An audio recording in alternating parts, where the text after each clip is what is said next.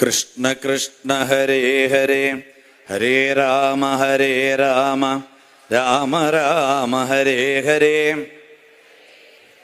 ഹരേ കൃഷ്ണ കൃഷ്ണ കൃഷ്ണ ഹരേ ഹരേ ഹരേ രാമ രാമ രാമ ഹരേ ഹരേ. ഹരേ കൃഷ്ണ കൃഷ്ണ കൃഷ്ണ ഹരേ ഹരേ ഹരേ രാമ രാമ രാമ ഹരേ ഹരേ. പാലക്കാട് ഓലശ്ശേരി ദയാനന്ദ ആശ്രമത്തിന്റെ മഠാധിപതി കൃഷ്ണാത്മാനന്ദ സരസ്വതി സ്വാമിജിയെ നമ്മൾ പൂർണ്ണകുംഭം നൽകിയ വേദിയിലേക്ക് ആനയിക്കുകയാണ്. ഹരേ രാമ രാമ രാമ ഹരേ ഹരേ. ഹരേ കൃഷ്ണ കൃഷ്ണ കൃഷ്ണ ഹരേ ഹരേ. ഹരേ രാമ രാമ രാമ ഹരേ ഹരേ. ഹരേ കൃഷ്ണ കൃഷ്ണ കൃഷ്ണ ഹരേ ഹരേ. ഹരേ രാമ രാമ രാമ ഹരേ ഹരേ. ഹരേ കൃഷ്ണ കൃഷ്ണ ഹരേ ഹരേ.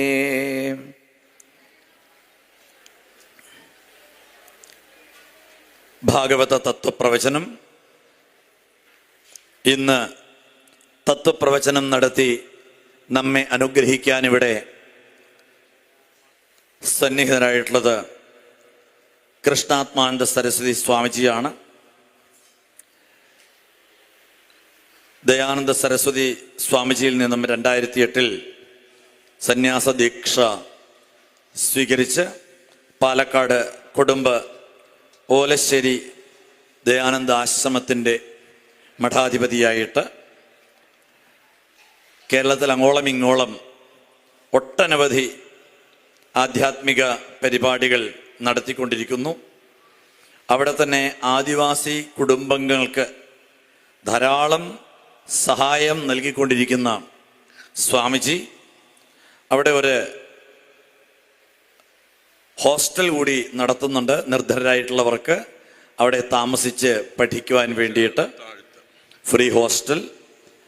അതുപോലെ ധർമാചാര്യ സഭയുടെ കേരളത്തിലെ സന്യാസി വര്യന്മാർ നമ്മുടെ സമാജത്തിൻ്റെ ഉന്നമനത്തിലേക്ക് എത്തിക്കുവാൻ വേണ്ടിയിട്ടുള്ള പ്രയത്നത്തിൽ ധർമാചാര്യ സഭ രൂപീകരിച്ച് ആ ധർമാചാര്യ സഭയുടെ പാലക്കാട് ജില്ലയുടെ അധ്യക്ഷനാണ് കൃഷ്ണാത്മാനന്ദ സരസ്വതി സ്വാമിജി.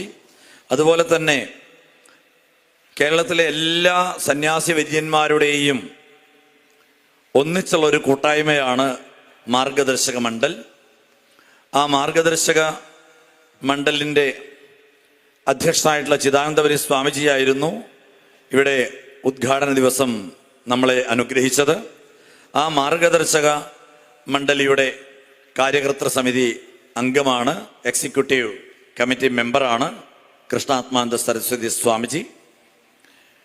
ഈ ഒരു കാലാംശത്തിൽ തത്വപ്രവചനം നിർവഹിക്കുവാനായി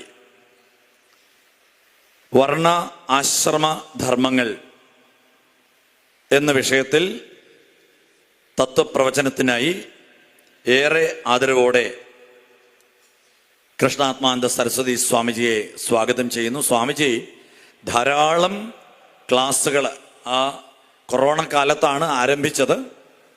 ഒട്ടനവധി ക്ലാസ്സുകൾ, 100,000-ലധികം പേര് പങ്കെടുത്തുകൊണ്ടുള്ള സൗന്ദര്യലഹരി ക്ലാസ് സ്വാമിജി സംഘടിപ്പിക്കുകയുണ്ടായി. അതുപോലെ ധാരാളം ക്ലാസ്സുകൾ ഇപ്പോഴും നടത്തിക്കൊണ്ടിരിക്കുന്നു, യജ്ഞങ്ങൾ നടത്തുന്നുണ്ട്. സൗന്ദര്യലഹരി ഉപാസന മണ്ഡലി, ആ സൗന്ദര്യലഹരി ഉപാസന മണ്ഡലിയുടെ ചുമതല കൂടി സ്വാമിജിക്കുണ്ട്. സ്വാമിജിയെ തത്വപ്രവചനത്തിനായി സ്വാഗതം ചെയ്യാം.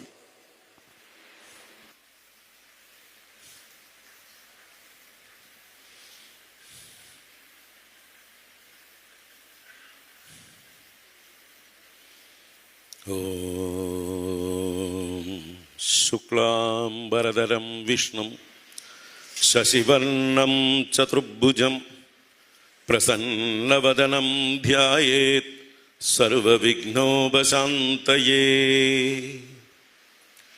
ദോർഭിർയുക്താ ചതുർഭിഃ സ്ഫടികമണിമയീം അക്ഷമാലാം ദധാനാ.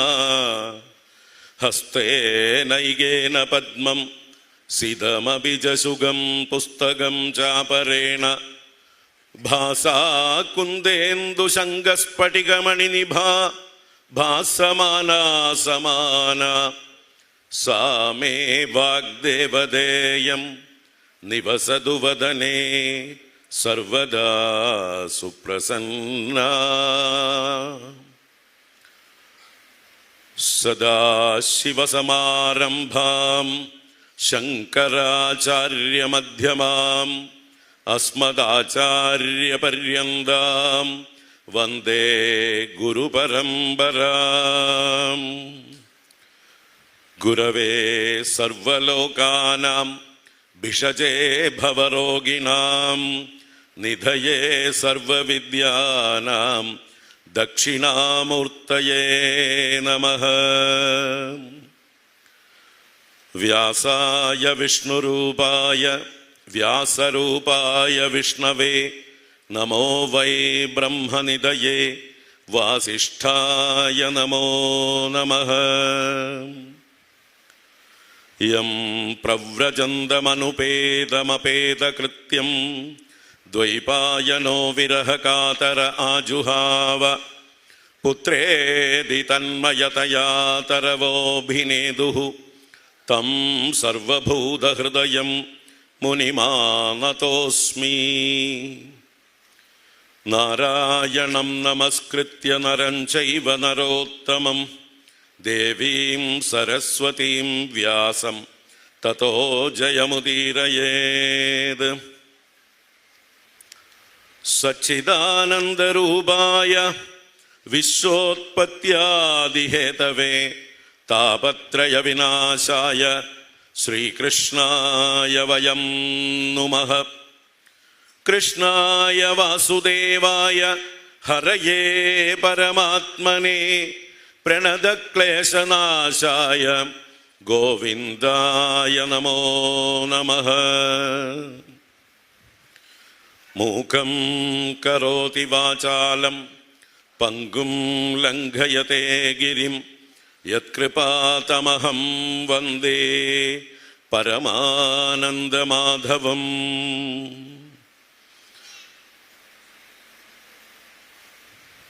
ഭൂതൈർമഹദ്ഭിർയയിമാ പുരോ വിഭുഃ നിർമായശേതേ യദമൂഷു പൂരുഷഃ.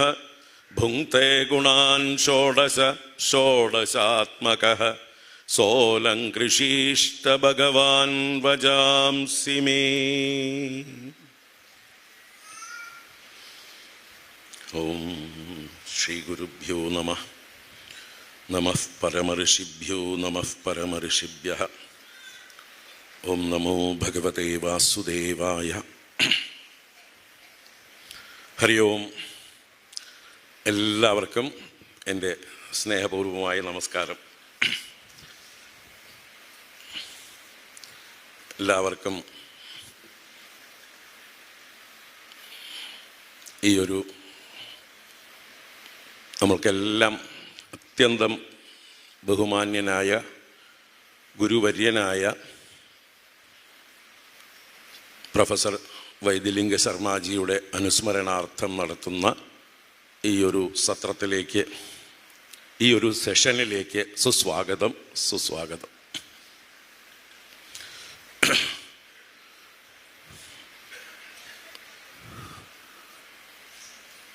ഹന്തഭാഗ്യം ജനാനാം എന്നേ പറയാനുള്ളൂ. നിങ്ങൾ തൃശ്ശൂർവാസികളുടെ പ്രത്യേക ഭാഗ്യം. ആരൊക്കെ ഇവിടെ മറ്റ് ദേശങ്ങളിൽ നിന്ന് വന്നു ചേർന്നിട്ടുണ്ടോ അവരുടെയുമൊക്കെ ഏറ്റവും വലിയൊരു ഭാഗ്യം തന്നെയാണ് ഇങ്ങനെ ഒരു സത്രം, ഈ ഒരു പരിപാടിയിൽ സംബന്ധിക്കുക എന്നുള്ളത്. ഒന്നാമത് ശ്രീമദ് ഭാഗവതം അതിമധുരമായി ആസ്വദിച്ച് പാരായണം ചെയ്യുക എന്നുള്ളതാണ് ഇവിടെ നടന്നുകൊണ്ടിരിക്കുന്നത്. നല്ല എന്താ പറയുക, വേണ്ട പോലെ അതിൻ്റെ ശ്രുതിയും കൊടുത്ത പോലെ നല്ല രീതിയിലുള്ള പാരായണങ്ങൾ ഹൃദ്യമായിട്ട് എല്ലാവർക്കും ഒപ്പം വായിക്കാം, അല്ലേ? അപ്പം അതാണ് ഈ സത്രത്തിൻ്റെ ഏറ്റവും വലിയൊരു വിശേഷം. 108ഓളം ആചാര്യന്മാരെന്ന് പറഞ്ഞു. എനിക്ക് തോന്നുന്നു അതിലും കൂടുതലുണ്ട് തോന്നുന്നുണ്ട്. പലരും അതിനോട് ചേർന്ന് വരുന്നുണ്ട്. അപ്പോൾ ആ ഒരു പാരായണത്തിനാണ് ഇവിടെ മുഖ്യത്വം. അതും ശർമാജിയുടെ ഒരു അനുസ്മരണം എന്ന് പറയുമ്പോൾ അദ്ദേഹം ഇവിടെ നിറഞ്ഞു നിൽക്കുന്നതായിട്ടാണ് നമുക്കൊരു അനുഭവം. നമ്മളൊക്കെ വളരെ കുട്ടിക്കാലം തൊട്ടേ കേൾക്കാൻ തുടങ്ങിയാണ് ശർമാജിയുടെ പ്രഭാഷണങ്ങൾ. അദ്ദേഹം പാലക്കാട് റെഗുലറായിട്ട് വരും. പാലക്കാട് വിജ്ഞാനരമണീയ ആശ്രമം എന്ന് പറഞ്ഞിട്ട് രമണ മഹർഷിയുടെ പേരിലുള്ള ഒരു ആശ്രമമുണ്ട്. അവിടെ അന്തർയോഗം എല്ലാ മാസവും നടക്കുമ്പോൾ അദ്ദേഹം ഭാഗവതം തന്നെ എടുക്കുക. അപ്പോൾ ആ ഒരു ചെറുപ്രായം തുടങ്ങിയിട്ട് തന്നെ എനിക്ക് അദ്ദേഹത്തിൻ്റെ ആ വളരെ രസകരമായിട്ടുള്ള ഭാഗവത അവതരണം കേൾക്കാനുള്ള ഭാഗ്യം ഉണ്ടായിട്ടുണ്ട്. പല സപ്താഹങ്ങളിലും പങ്കെടുക്കാനുള്ള ഭാഗ്യവും ലഭിച്ചിട്ടുണ്ട്. എന്നും ഒരു കൊച്ചു കുഞ്ഞിനെ പോലെ നിഷ്കളങ്കനായി, അല്ലേ, ആ ഒരു തമാശകൾ പറഞ്ഞുകൊണ്ട് നമ്മുടെ വീട്ടിലെ ഒരാളെ പോലെ, ഒരു കാരണവരെ പോലെയും ചിലപ്പോൾ എന്ത് രസകരമായിട്ടാണ് അദ്ദേഹത്തിൻ്റെ ആ സപ്താഹവേദികളൊക്കെ എല്ലാവർക്കും വളരെ ഹൃദ്യമായിരുന്നു. അപ്പോൾ ആ ഒരു സ്മരണകളെ ഇവിടെ ഒന്ന് അനുസ്മരിച്ചുകൊണ്ട് ഇന്നത്തെ ഈ തത്വപ്രവചന പരിപാടിയിലേക്ക് ഞാൻ പ്രവേശിക്കുകയാണ്. നിങ്ങൾ വന്നു ചേർന്ന എല്ലാവർക്കും എൻ്റെ സ്നേഹം നിറഞ്ഞ അഭിനന്ദനങ്ങൾ, നമസ്കാരങ്ങൾ. ഇവിടെ പ്രത്യേക വിഷയമൊന്നും എനിക്ക് നേരത്തെ വിളിച്ചപ്പോൾ പറഞ്ഞിരുന്നില്ല. അപ്പം ഞാൻ തന്നെയാണ് സജസ്റ്റ് ചെയ്തത്. ഇന്നത്തെ ദിവസം സപ്തമസ്കന്ധം വായിക്കുന്നുണ്ട് എന്ന് പറഞ്ഞപ്പോൾ സപ്തമസ്കന്ധത്തിലെ വർണ്ണാശ്രമധർമ്മം എന്നൊരു ഭാഗമുണ്ട്. അതൊന്നും നമ്മൾ സപ്താഹത്തിൽ മൈൻഡ് ചെയ്യാറേ ഇല്ല, അല്ലേ? കാരണം ഭഗവാന്റെ അവതാരം കഴിഞ്ഞു കഴിഞ്ഞാൽ, നരസിംഹ അവതാരം കഴിഞ്ഞു കഴിഞ്ഞാൽ സമയം വൈകി. ഓരോ ദിവസവും ആ സപ്താഹം വളരെ വൈകിട്ടായിരിക്കും ഭഗവാന്റെ ആ അവതാരം കഴിയുക തന്നെ. ഏതാചാര്യന്മാരാണെങ്കിലും ഒരു 6:30, 7, 8 എന്നൊക്കെ പറഞ്ഞ പോലെ ആവും നരസിംഹാവതാര ദിവസം. അപ്പോൾ പിന്നെ അതിൻ്റെ തുടർന്ന് പ്രഹ്ലാദ സ്തുതിയോ അത് കഴിഞ്ഞിട്ടുള്ള വർണ്ണാശ്രമധർമ്മങ്ങളോ ഒന്നും ചർച്ച ചെയ്യാറില്ല. പിറ്റേ ദിവസം അത് പേരിനിങ്ങനെ വായിച്ചു പോകുന്നല്ലാതെ അത് കഴിഞ്ഞാൽ നേരെ അഷ്ടമസ്കന്ധത്തിൽ ഗജേന്ദ്ര മോക്ഷത്തിലേക്ക് പ്രവേശിക്കും കഥ. അപ്പം അങ്ങനെ കഥകൾ മാത്രം പറഞ്ഞു പോകാനാണ് സാധാരണ സപ്താഹങ്ങളിൽ പതിവ്. അപ്പോൾ ഇവിടെ തത്വപ്രവചനം എന്ന് പേര് കൊടുത്തത് കൊണ്ട് തന്നെ കഥകളിലേക്ക് പോകണ്ട, ഏതെങ്കിലും കാര്യമായിട്ടുള്ള വിഷയം തന്നെ നമുക്ക് ചർച്ച ചെയ്യാമെന്ന് ഞാൻ ചിന്തിച്ചത്. അങ്ങനെ എന്നെ വിളിച്ച ഇതിൻ്റെ ഭാരവാഹികൾ ഹരിശങ്കർജി അവരോടൊക്കെ പറഞ്ഞപ്പോൾ സമ്മതം, സന്തോഷം എന്ന് പറഞ്ഞു. അങ്ങനെ വർണ്ണാശ്രമധർമ്മം എന്ന വിഷയമാണ് ഞാനിവിടെ പറയാൻ പോകുന്നത്. എല്ലാവർക്കും സന്തോഷമല്ലേ? ആണോ? അത് വേറെ ഏതെങ്കിലും വിഷയം വേണമെന്നുണ്ടോ? ഇത്ര നേരം വളരെ മനോഹരമായിട്ട് നരസിംഹാവതാരം വായിച്ചു. പല പ്രാവശ്യം പല ആചാര്യരിൽ നിന്നും നിങ്ങളൊക്കെ ആ നരസിംഹാവതാരം വർണ്ണിച്ച് കേട്ടിട്ടുണ്ടാവും, അല്ലേ? ഈ സപ്തമ സ്കന്ധം അതിൻ്റെ ലക്ഷണം എന്താണ്? ഊതയ കർമ്മവാസന എന്നാണ് സപ്തമസ്കന്ധത്തിൻ്റെ ലക്ഷണം. അതായത് സപ്തമസ്കന്ധത്തിലൂടെ കർമ്മവാസനകൾ എങ്ങനെയാണ് പ്രവർത്തിക്കുന്നത് എന്നും അതിനെ എങ്ങനെ ക്ഷയിപ്പിക്കാമെന്നും ഉള്ളതായിട്ടുള്ള മാർഗമാണ് നമുക്ക് ഉപദേശിക്കുന്നത്. അപ്പോൾ ആ കർമ്മവാസനകളെ എങ്ങനെ പ്രവർത്തിക്കുന്നു എന്നുള്ളത് വൈകുണ്ഠത്തിലെത്തിയിട്ട് പോലും ഉള്ളിലെ കർമ്മവാസനകൾ പൂർണ്ണമായി ക്ഷയിക്കാതിരുന്ന ജയവിജയന്മാര് സനകാദികളുടെ ശാപം കൊണ്ട് ദൈത്യന്മാരായി ഹിരണ്യകശിപുക്കളായി വരേണ്ടി വന്നു. എന്നാൽ അതേ ഖണ്ഡകനായ അതിദുഷ്ടനായ ഹിരണ്യകശിപുവിൻ്റെ മകനാകട്ടെ പ്രഹ്ലാദനാകട്ടെ നേരെ വിപരീതമായിട്ട് അത്യന്തം ഭാഗവതോത്തമന്മാരിൽ ഒന്നാമനായി തീർന്നു, അല്ലേ? അതെങ്ങനെ? ഇത്രയും ദുഷ്ടനായിട്ടുള്ള ഹിരണ്യകശിപുവിന് ഇത്രയും മഹാനായൊരു പുത്രൻ, അത്യന്ത ഭാഗവതോത്തമനായിട്ടുള്ളൊരു പുത്രൻ എങ്ങനെ ഉണ്ടായി? അദ്ദേഹത്തിന് കിട്ടിയ ആ ഗർഭത്തിൽ തന്നെ കിട്ടിയതായിട്ടുള്ള ഒരു സംസ്കാരം അഥവാ സത്സംഗം. കഥ അറിയാലോ നിങ്ങൾക്ക് അല്ലേ? ആ കയാതു ഗർഭിണിയായിരുന്ന സമയത്ത്, ഹിരണ്യകശിപു തപസ്സിന് പോയ സമയത്ത് ഇന്ദ്രൻ കയാതുവിനെ ബന്ധിച്ച് തട്ടിക്കൊണ്ടുപോവുകയായിരുന്നു. എന്തിന്? ഗർഭത്തിലിരിക്കുന്ന കുഞ്ഞിനെ വധിക്കാനായിക്കൊണ്ട്. കാരണം ഇവൻ ഹിരണ്യകശിപുവിനെ കൊണ്ടേ ലോകം പൊറുതി മുട്ടിയിരിക്കണു, തലവേദനയായിരിക്കണു. ഇനിയിപ്പോൾ അവന് കണ്ടകനായിട്ടുള്ളൊരു പുത്രൻ കൂടി ഉണ്ടായാൽ എന്തായിരിക്കും ലോകത്തിൻ്റെ അവസ്ഥ എന്ന് ചിന്തിച്ച് അതിനെ നശിപ്പിക്കാനായിട്ടാണ് അദ്ദേഹം കൊണ്ടുപോയത്. ആ സമയത്താണ് നാരദ മഹർഷി വഴിയിൽ തടഞ്ഞ്, എവിടേക്കാ കൊണ്ടുപോകണം നിന്റെ സഹോദര ഭാര്യയെ എന്ന് ചോദിച്ച് തടഞ്ഞ സമയത്ത് ഇന്ദ്രൻ ഉള്ളത് പറഞ്ഞു. ഞാൻ ഇന്നതാണ് ഉദ്ദേശിക്കുന്നത്. ഇവളുടെ ഗർഭത്തിൽ ആ ഹിരണ്യകശിപുവിൻ്റെ ബീജം വളരുന്നുണ്ട്. അവൻ പുറത്തു വന്നു കഴിഞ്ഞാൽ ലോകത്തിന് മുഴുവൻ വലിയ നാശകാരിയായിരിക്കും. അതുകൊണ്ട് അവനെ വധിക്കാൻ വേണ്ടിയിട്ടാണ് കൊണ്ടുപോകുന്നത് പറഞ്ഞു. അപ്പോഴാണ് നാരദ മഹർഷി പറഞ്ഞത്, വേണ്ട, അവനെ നീ എനിക്ക് വിട്ടുതരൂ, അവൻ്റെ കാര്യം ഞാൻ നോക്കിക്കോളാം. അവൻ അറിയപ്പെടുന്ന, ലോകത്തിലെ ഏറ്റവും വിശേഷമായിട്ടുള്ള അറിയപ്പെടുന്ന ഭാഗവതോത്തമനായി തീരും എന്ന് വാക്കുകൊടുത്തു. അപ്പോൾ ആ നാരദ മഹർഷിയുടെ വാക്കിനെ വിശ്വസിച്ച് ഇന്ദ്രൻ ആ ഖയാതുവിനെ ഒരു പ്രദക്ഷിണം ചെയ്ത് നമസ്കരിച്ചിട്ടാ പോയെ. ഇതുപോലൊരു ഭാഗവതോത്തമനെ ഗർഭത്തിൽ ധരിച്ച അമ്മയ്ക്ക് നമസ്കാരം, ആ ഗർഭത്തിലിരിക്കുന്ന ഭാഗവതോത്തമന് നമസ്കാരം എന്ന മട്ടിൽ രണ്ടുപേർക്കും നമസ്കാരം ചെയ്ത് നാരദ മഹർഷിയെ ഏൽപ്പിച്ചിട്ട് പോയി.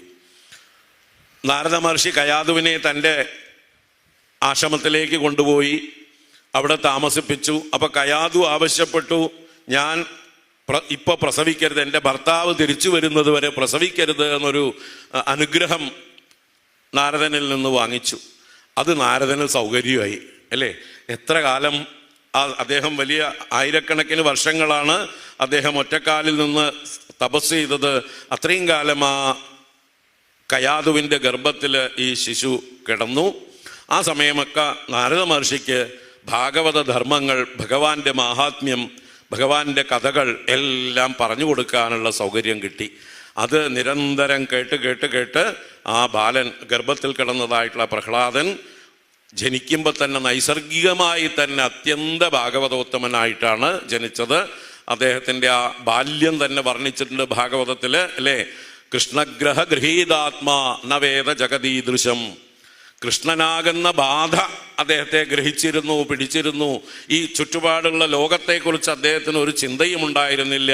എപ്പോഴും ഗോവിന്ദ പരിരംഭിത, ആ ഗോവിന്ദനെ, ഭഗവാനെ ഹൃദയത്തിൽ ആലിംഗനം ചെയ്തുകൊണ്ട് താൻ ചെയ്യുന്ന ബാഹ്യ ചേഷ്ടകളിൽ ഒന്നിലും മനസ്സിരുത്താതെ എന്തൊക്കെയോ ചെയ്യുന്നുണ്ട്, ഭക്ഷണം കഴിക്കുന്നുണ്ട്, നിത്യകർമ്മങ്ങളൊക്കെ ചെയ്യുന്നുണ്ട്, പക്ഷേ മനസ്സ് മുഴുവൻ എപ്പോഴും ഭഗവാനോട് ചേർന്നിരുന്നു. അങ്ങനെയുള്ള അത്യുത്തമനായിട്ടുള്ള ഭാഗവതോത്തമനായി മാറി. ഇപ്പം നമ്മൾ ഭാഗവതം ശരിക്കൊന്ന് പഠിച്ചു കഴിഞ്ഞാൽ പ്രഹ്ലാദന് തുല്യം വയ്ക്കാൻ മറ്റൊരു ഭക്തൻ ഇല്ല. ഭാഗവതോത്തമന്മാർ നമ്പർ 1 ആരാന്ന് ചോദിച്ചാൽ സംശയരഹിതമായിട്ട് എല്ലാവർക്കും പറയാം, ഒന്നാമത് പ്രഹ്ലാദൻ. രണ്ടാമതിന് കുറേ തിരയണം, ആരാണെന്ന് മത്സരമുണ്ട്. ഗോപികമാരെന്ന് നാരദ മഹർഷി പറഞ്ഞിട്ടുള്ളതുകൊണ്ട് നമുക്ക് അംഗീകരിക്കാം. അപ്പോഴും അവരും ആ പ്രഹ്ലാദൻ്റെ പുറകിലേ വരുള്ളൂ എന്ന് ഞാൻ പറയുള്ളൂ, എൻ്റെ അഭിപ്രായത്തിൽ.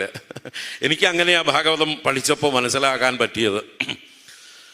അപ്പോൾ ആ പ്രഹ്ലാദനിൽ എങ്ങനെ മാറ്റം വന്നു? അമ്മയുടെ ഗർഭത്തിൽ കിട്ടിയ സംസ്കാരം എന്ന് പറയുക. ഇപ്പം നമ്മളൊക്കെ നമ്മുടെ കുട്ടികൾക്ക് ഈ സംസ്കാരം കൊടുക്കുന്നുണ്ടോ? ഉണ്ടോ? ചിന്തിക്കുക. എന്തുകൊണ്ട് നമ്മുടെ കുട്ടികൾ ഇങ്ങനെ ആവുന്നു എന്ന് പറഞ്ഞാൽ ഇന്നത്തെ ചുറ്റുപാടുള്ള നമ്മൾ കാണുന്നുണ്ട് അല്ലേ? നിങ്ങളുടെ കുട്ടികളൊന്നും അങ്ങനെ ആവാതിരിക്കട്ടെ. നമ്മുടെ ഇവിടെ ഇരിക്കുന്ന ആരുടെയും കുട്ടികൾ അങ്ങനെ ആവാതിരിക്കട്ടെ അല്ലേ? ഇന്നത്തെ ആ ലഹരിക്ക് അടിമപ്പെട്ടും ധിക്കാരികളും താന്തോന്നികളും സാമൂഹ്യ വിരുദ്ധരുമായി ആരെയും ബഹുമാനമില്ലാതെ നമ്മൾ ചുറ്റും കാണുന്നുണ്ട്. നമുക്ക് പേടിയാണ് ഇന്നത്തെ ചെറുപ്പക്കാരോട് എന്തെങ്കിലും പറയാൻ അല്ലേ? അവരെങ്ങനെ റിയാക്ട് ചെയ്യും എന്നുള്ളത് പേടിയാണ് ഇപ്പോൾ. സ്കൂളുകളിൽ തുടങ്ങുന്നു, പിന്നെ കോളേജുകളുടെ കാര്യം പറയേണ്ട ആവശ്യമില്ലല്ലോ. അപ്പോൾ എന്തുകൊണ്ട് ഇങ്ങനെയായി ഇപ്പോഴത്തെ സമൂഹം? നമ്മൾ നമ്മുടെ സംസ്കാരം മറന്നു, ധർമ്മം മറന്നു. നമ്മുടെ കുട്ടികൾക്ക് കൊടുക്കേണ്ട സംസ്കാരം നമ്മൾ ആ ഗർഭത്തിൽ തന്നെ കൊടുക്കേണ്ടത് കൊടുത്തില്ല. ഷോഡശ സംസ്കാരങ്ങളിൽ ഗർഭാധാനം ആണ് ആദ്യത്തെ സംസ്കാരം, അല്ലേ? വിവാഹിതരായ ദമ്പതികള് ഈശ്വര പ്രാർത്ഥനയോടുകൂടി, മുതിർന്നവരുടെയൊക്കെ അനുഗ്രഹത്തോടുകൂടി, സൽസന്താനം ഉണ്ടാകണം എന്നുള്ള സങ്കല്പത്തോടുകൂടി വേണ്ട പൂജകളൊക്കെ ചെയ്ത് പ്രാർത്ഥനയോടുകൂടിയിട്ട് വേണം ആദ്യത്തെ ആ സമാഗമം ഉണ്ടാവാൻ. ഞങ്ങൾക്ക് നല്ല സൽപുത്രൻ ഉണ്ടാകണം എന്നുള്ള സങ്കല്പത്തോടുകൂടി വേണം ആ ഭാര്യ ഭർത്താക്കന്മാർ ദാമ്പത്യം ചെയ്യാനായിക്കൊണ്ട്.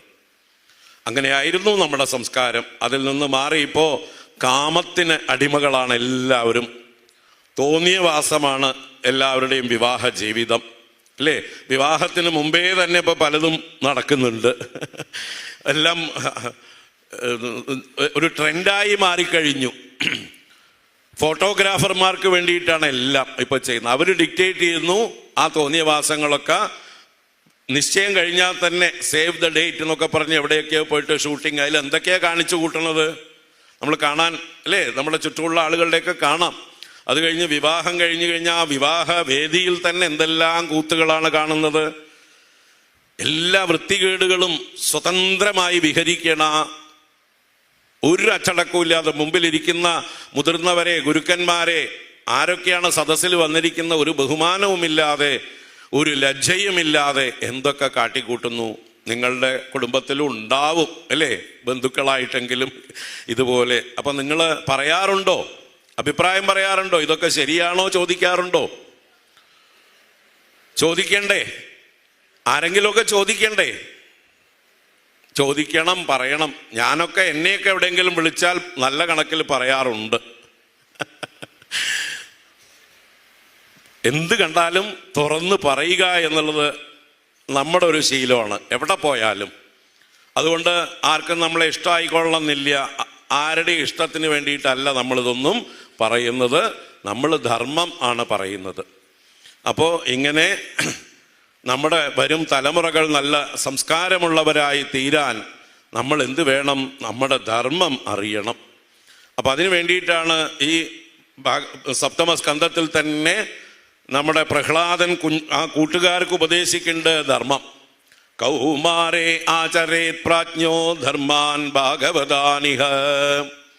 ഭാഗവത ധർമ്മങ്ങളെ പ്രാജ്ഞന്മാരായവർ, വിവേകമുള്ളവർ കൗമാരത്തിൽ തന്നെ ആചരിച്ച തുടങ്ങണം എന്ന. കൗമാരം എന്നാൽ നമ്മുടെ ഇന്നത്തെ സങ്കല്പത്തിലുള്ള കൗമാരമല്ല, മാരൻ ബാധിക്കാത്ത കാലം എന്നാണ്.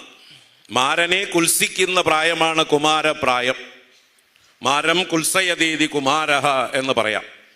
അപ്പോൾ കാമന്റെ ബാധയില്ലാത്ത നിഷ്കളങ്കമായ ആ പ്രായത്തിൽ വേണം, ക്ലീൻ സ്ലേറ്റായിരിക്കുന്ന കുട്ടികളുടെ ഉള്ളിലേക്ക് വേണം നമ്മൾ നല്ല ധാർമ്മികമായ ആശയങ്ങൾ, ഈശ്വരീയമായ ചിന്തകൾ, ഭക്തി, ഇതൊക്കെ വരച്ചു കൊടുക്കാൻ, പകർന്നു കൊടുക്കാൻ.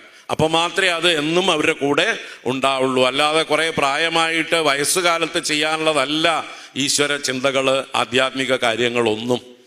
നമ്മളൊക്കെ അങ്ങനെ ചിന്തിച്ചു വെച്ചിട്ടുണ്ട്, അല്ലേ?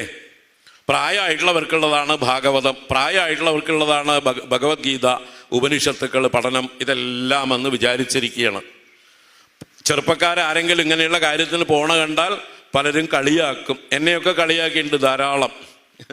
നമ്മളൊക്കെ ചെറുപ്രായത്തിൽ തന്നെ ഇങ്ങനെയുള്ള സത്സംഗങ്ങളിലേക്ക് പോകുമ്പോൾ നമ്മുടെ കൂട്ടുകാർ, കോളേജിൽ പഠിക്കുന്ന കാലത്തുള്ള കൂട്ടുകാർ ചോദിക്കും, ഇടാ പൊന്നിരുക്കുന്നിടത്ത് പൂച്ചയ്ക്ക് എന്ത് കാര്യം? ഇന്ന് അവരൊക്കെ നല്ല സംസാരികളായി, ദുഃഖികളായി, വിഷമിച്ച് നടക്കുമ്പോൾ നമ്മൾ പൂച്ച പൊന്നും തട്ടിക്കൊണ്ട് പോയി.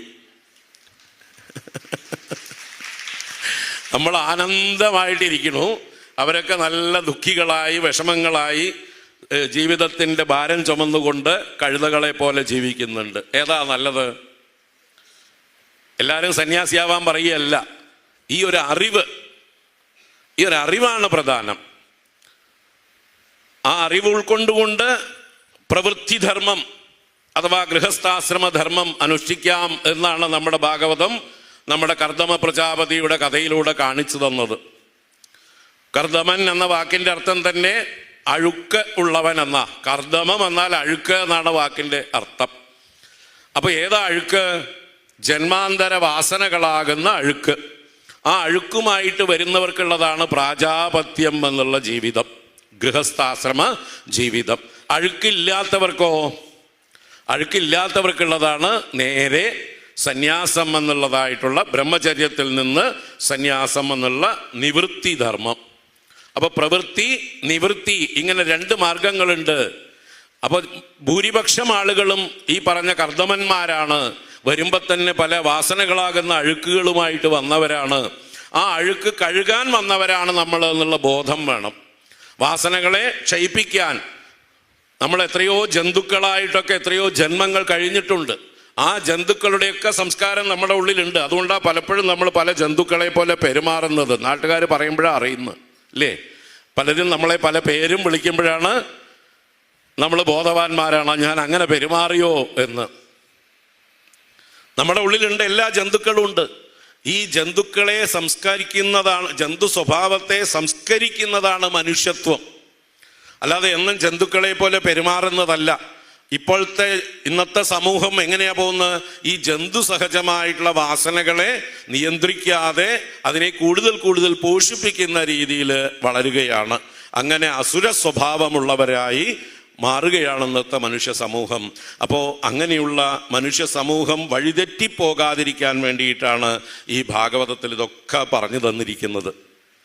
ആ കർദമ പ്രജാപതിയുടെ ജീവിതം നല്ലതുപോലെ പഠിക്കുക, ഗൃഹസ്ഥാശ്രമധർമ്മം എന്താണെന്ന് കാണിച്ചു തരികയാണ്. അപ്പം അതാണ് ഇവിടെയും പ്രഹ്ലാദൻ ബാലന്മാരോട് ഉപദേശിച്ചത്, കൗമാരപ്രായത്തിൽ തന്നെ ഭാഗവത ധർമ്മങ്ങളെ ആചരിച്ച് ശീലിക്കണം എന്ന്. അപ്പം നമ്മുടെ കുടുംബത്തിൽ ഈ ഒരു സംസ്കാരം എപ്പോഴും ഉണ്ടാവട്ടെ. ജനിച്ചു വരുന്ന കുട്ടികൾക്ക് അത് കിട്ടാനിടയാവട്ടെ. അല്ലാതെ കുറേ പ്രായമായ ശേഷമാണ് എന്താണ് ധർമ്മം എന്ന് അന്വേഷിക്കാനുള്ള ഗതികേട് ഇന്നത്തെ തലമുറയ്ക്കുണ്ടായത്, അല്ലേ? നമ്മളൊക്കെ പലപ്പോഴും നമ്മുടെ വീട്ടിൽ നിന്നൊക്കെ ഭാഗ്യം അത്യാവശ്യം വേണ്ട സംസ്കാരമൊക്കെ കിട്ടാത്തവരുണ്ട്. പ്രായമായിട്ടാണ് എന്താണ് സനാതന ധർമ്മം എന്നറിയാനായിട്ട് ആചാര്യന്മാരെ കണ്ടുകിട്ടുന്നത്, അന്വേഷിച്ച് ചെല്ലുന്നത്. അപ്പോൾ ആ ഗതികേട് എല്ലാവർക്കും വരാതിരിക്കട്ടെ. അതിന് എല്ലാ ഗൃഹങ്ങളിലും ഈ ധർമ്മം അറിഞ്ഞ് അത് അഭ്യസിക്കുന്നവരായി ശീലിക്കുന്നവരായി മാറട്ടെ നമ്മുടെ ഹിന്ദു കുടുംബങ്ങൾ എന്ന് ആഗ്രഹിക്കുകയാണ്. അതിനുവേണ്ടി നിങ്ങളെല്ലാവരും സമർപ്പിതരാവുക എന്ന് നിങ്ങളോടെല്ലാം അഭ്യർത്ഥിക്കുകയാണ്. അപ്പോൾ അങ്ങനെയുള്ള വാസനാക്ഷയമാണ് പ്രഹ്ലാദ ചരിതത്തിൻ്റെ പ്രധാനമായിട്ടുള്ള എസൻസ്. അതുതന്നെയാണ് പ്രഹ്ലാദ സ്തുതിയിലും നിറഞ്ഞു നിൽക്കുന്നത്. പ്രഹ്ലാദൻ്റെ സ്തുതി ഓരോ ശ്ലോകവും ആസ്വദിച്ച് വായിക്കുകയാണെങ്കിൽ ആ വാസനാക്ഷയത്തിന് വേണ്ടിയിട്ടുള്ള മാർഗങ്ങളാണ് അതിൽ പറഞ്ഞിട്ടുള്ളത്. അത് കഴിഞ്ഞിട്ട് പിന്നെ വരുന്നതായിട്ടുള്ള മറ്റൊരു കഥ വരുന്നുണ്ട്. ഇതിൻ്റെ ഇടയിൽ അടുത്ത് വായിക്കാൻ പോകുന്നത് 10-ാം അധ്യായത്തിൽ ത്രിപുരദഹനം എന്ന് പറഞ്ഞൊരു കഥയുണ്ട്, അല്ലേ? അതൊന്നും ആരും ശ്രദ്ധിക്കാറില്ല. നാരദ മഹർഷി യുധിഷ്ഠിരനോട് പറഞ്ഞു പോകുന്നതാണ്. ഇതുപോലൊരിക്കൽ മഹാദേവൻ ത്രിപുരദഹനം ചെയ്തപ്പോൾ വിഷ്ണു ഭഗവാനെ സഹായിച്ചു. അങ്ങനെ ത്രിപുരദഹനം ചെയ്യാനായിക്കൊണ്ട് മഹാദേവന് സാധിച്ചു എന്ന് പറഞ്ഞപ്പോൾ ആ ത്രിപുരദഹനം എങ്ങനെയുണ്ടായത് എന്ന് ചോദിക്കും. അപ്പോൾ അതിൻ്റെ കഥയായിട്ടാണ് ത്രിപുരദഹനം കഥ പറയുന്നത്.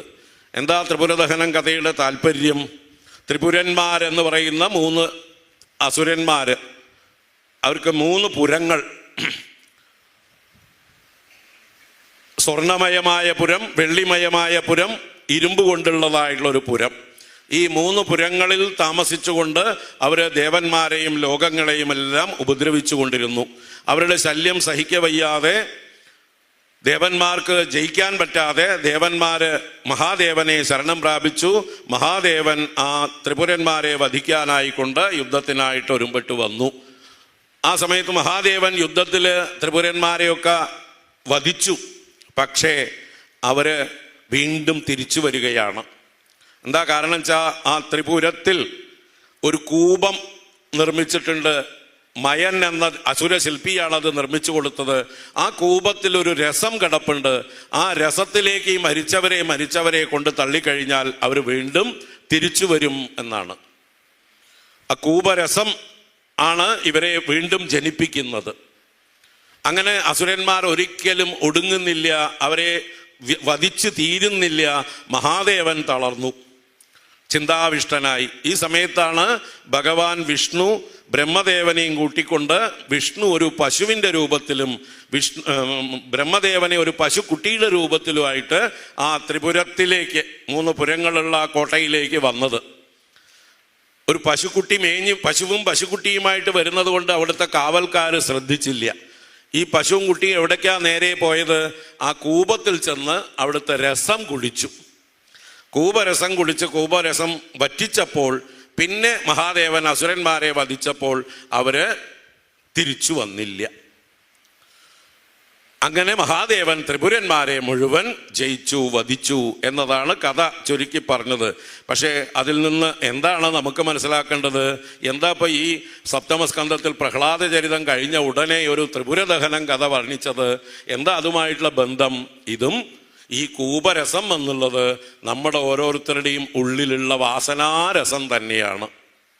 ഈ വാസന ക്ഷയിച്ചാൽ മാത്രമേ ആസുരികത നശിക്കുള്ളൂ എന്ന് സൂചിപ്പിക്കുകയാണ്. നമ്മുടെ ഭഗവത്ഗീതയിൽ 2-ാം അധ്യായത്തിൽ സ്ഥിതപ്രജ്ഞ ലക്ഷണം പറയുമ്പോൾ ഭഗവാൻ ഒരു ശ്ലോകം പറയും: വിഷയാ വിനിവർത്തന്തേ നിരാഹാരസ്യ ദേഹിനഃ രസവർജം രസോപ്യസ്യ പരം ദൃഷ്ട്വാ നിവർത്തതേ.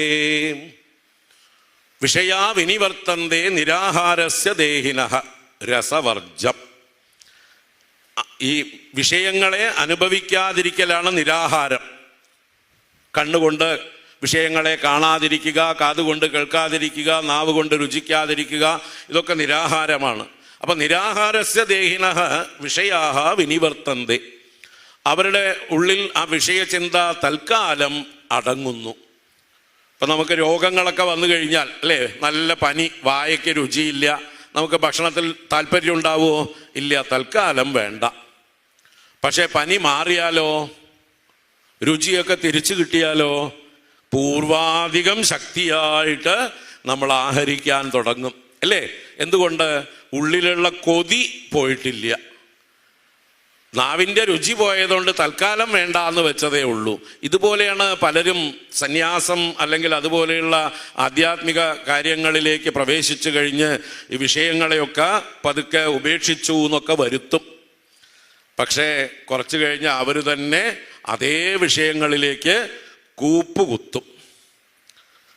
അങ്ങനെയുള്ള ആളുകളെക്കുറിച്ച് ഇവിടെ നാരദ മഹർഷി ഈ വർണ്ണാശ്രമധർമ്മം പറയുമ്പോൾ, സന്യാസധർമ്മം പറയുമ്പോൾ പറയുന്നുണ്ട്, എല്ലാം ഉപേക്ഷിച്ച് സന്യസിച്ച് ആ സന്യാസ ജീവിതം നയിക്കുന്ന ഒരുവൻ വീണ്ടും പഴയ വിഷയസുഖങ്ങളെ തന്നെ തേടി പോവുകയാണെങ്കിൽ, അതിൻ്റെ പുറകെ തന്നെ വഴിതെറ്റി പോവുകയാണെങ്കിൽ അവനെ വാന്താശി എന്നാ വിളിക്കുന്നത്.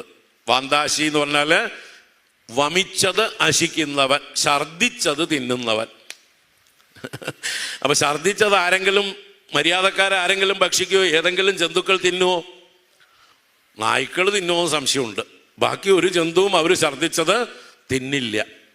അപ്പൊ ഉപേക്ഷിച്ചതിനെ വീണ്ടും സ്വീകരിക്കാൻ എന്തുകൊണ്ട് തോന്നുന്നു?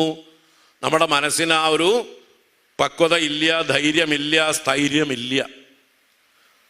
അതുകൊണ്ട് വീണ്ടും അതിലേക്ക് തന്നെ നമ്മുടെ മനസ്സ് പോകുന്നു. അതാണ് വിഷയാ വിനിവർത്തന്തേ നിരാഹാരസ്യ ദേഹിനഃ രസവർജം. ആ രസം ഉള്ളിൽ വർജിച്ചിട്ടുണ്ട്. ആ ലിംഗറിങ്, അതിനോടുള്ള കൊതി, ആ വാസനാരസം പോയിട്ടില്ല. ആ രസം എപ്പോഴേ പോവുള്ളൂ? രസോപി പരം ദൃഷ്ട്വാ നിവർത്തതേ എന്ന. രസം പോകുന്നത് പരത്തെ ദർശിക്കുമ്പോഴേ പോകുള്ളൂ. ഈശ്വര ദർശനം, ഭഗവത് ദർശനം, ആത്മസാക്ഷാത്കാരം എന്ന് പറയുന്ന ആ ഒരു അവസ്ഥയിൽ മാത്രമേ നമ്മുടെ ഉള്ളിലുള്ള വാസനകൾ പൂർണ്ണമായിട്ട് പോവുകയുള്ളൂ.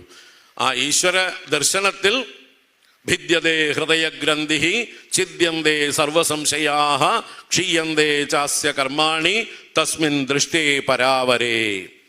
ആ പരവും അപരവുമായിരിക്കുന്ന തസ്മിൻ പരാത്മനി ദൃഷ്ടേ, ആ ആത്മാവിനെ ഈശ്വരനെ ദർശിച്ചു കഴിയുമ്പോൾ അവൻ്റെ ഹൃദയഗ്രന്ഥി എന്ന് പറഞ്ഞാൽ ഹൃദയത്തിലുള്ള വാസനാഗ്രന്ഥികൾ, അവിദ്യ, കാമം, കർമ്മം എന്നുള്ളതായിട്ടുള്ള ആവർത്തനം സ്വഭാവമുള്ള ഈ കെട്ട് അത് അഴിഞ്ഞു പോകുന്നു, അറ്റുപോകുന്നു. ഭിദ്യതേ ഹൃദയഗ്രന്ഥി ഛിദ്യന്തേ സർവസംശയാഹ, അവൻ്റെ സർവസംശയങ്ങളും ഛേദിക്കപ്പെടുന്നു. ക്ഷീയന്തേ ചാസ്യ കർമാണി, അവൻ്റെ സഞ്ചിതം, പ്രാരബ്ധം, ആഗാമി, ഇങ്ങനെയുള്ള 3 പ്രകാരത്തിലുള്ള കർമ്മങ്ങളും ക്ഷയിച്ച് അവൻ മുക്തനായി തീരുന്നു. തസ്മിൻ ദൃഷ്ടേ, ആ ഈശ്വര ദർശനത്തിൽ, ആത്മദർശനത്തിൽ. അപ്പോൾ ആ ആത്മദർശനമാണ് ആത്യന്തികമായി നമുക്ക് നേടേണ്ടത്. അതാണ് മോക്ഷം എന്ന് പറയുന്നത്. അപ്പോൾ അതിലേക്ക് നമ്മൾ സജ്ജരാവാനുള്ള ജീവിതക്രമമായിരിക്കണം നമ്മൾ പിന്തുടരേണ്ടത്. അതിനെയാണ് നമ്മുടെ ശാസ്ത്രങ്ങൾ വർണ്ണാശ്രമധർമ്മം എന്ന് പറയുന്നത്. അപ്പോൾ ലക്ഷ്യമുണ്ടായിരിക്കണം ജീവിതത്തിന്. എന്താണ് ലക്ഷ്യം? ആത്മസാക്ഷാത്കാരം അല്ലെങ്കിൽ ഈശ്വര പ്രാപ്തി എന്ന് പറയുന്ന മോക്ഷം എന്നുള്ള പരമപുരുഷാർത്ഥം. ആത്മാവിനെ അറിയുന്നതിലൂടെയാണ്, ആ ആത്മനിഷ്ഠ കൈവരുന്നതിലൂടെയാണ് നമുക്ക് പൂർണ്ണമായിട്ടുള്ള സ്വാതന്ത്ര്യം ഉണ്ടാകുന്നത്, എല്ലാ ബന്ധനങ്ങളും അറ്റുപോകുന്നത്. അപ്പം അതാണ് ലക്ഷ്യം. അതിലേക്കുള്ള മാർഗമാണ് വ്യാവഹാരിക തലത്തിലുള്ള ജീവിതം. പരമാർത്ഥത്തിൽ എല്ലാം ഒന്നാണ്, കാണുന്നതെല്ലാം നാനാത്വങ്ങളെല്ലാം മിഥ്യയാണ് എന്ന് പറയാം. ഈശ്വരനല്ലാതെ ഇവിടെ രണ്ടാമതൊരു വസ്തു ഇല്ല. ഭഗവാൻ ചതുശ്ലോകി ഭാഗവതത്തിലൂടെ നമുക്ക് ഉറപ്പിച്ചു തന്നിട്ടുണ്ട്. ഭാഗവതം മുഴുവൻ അത് ആവർത്തിച്ച് പറഞ്ഞുകൊണ്ടിരിക്കുന്നുണ്ട്.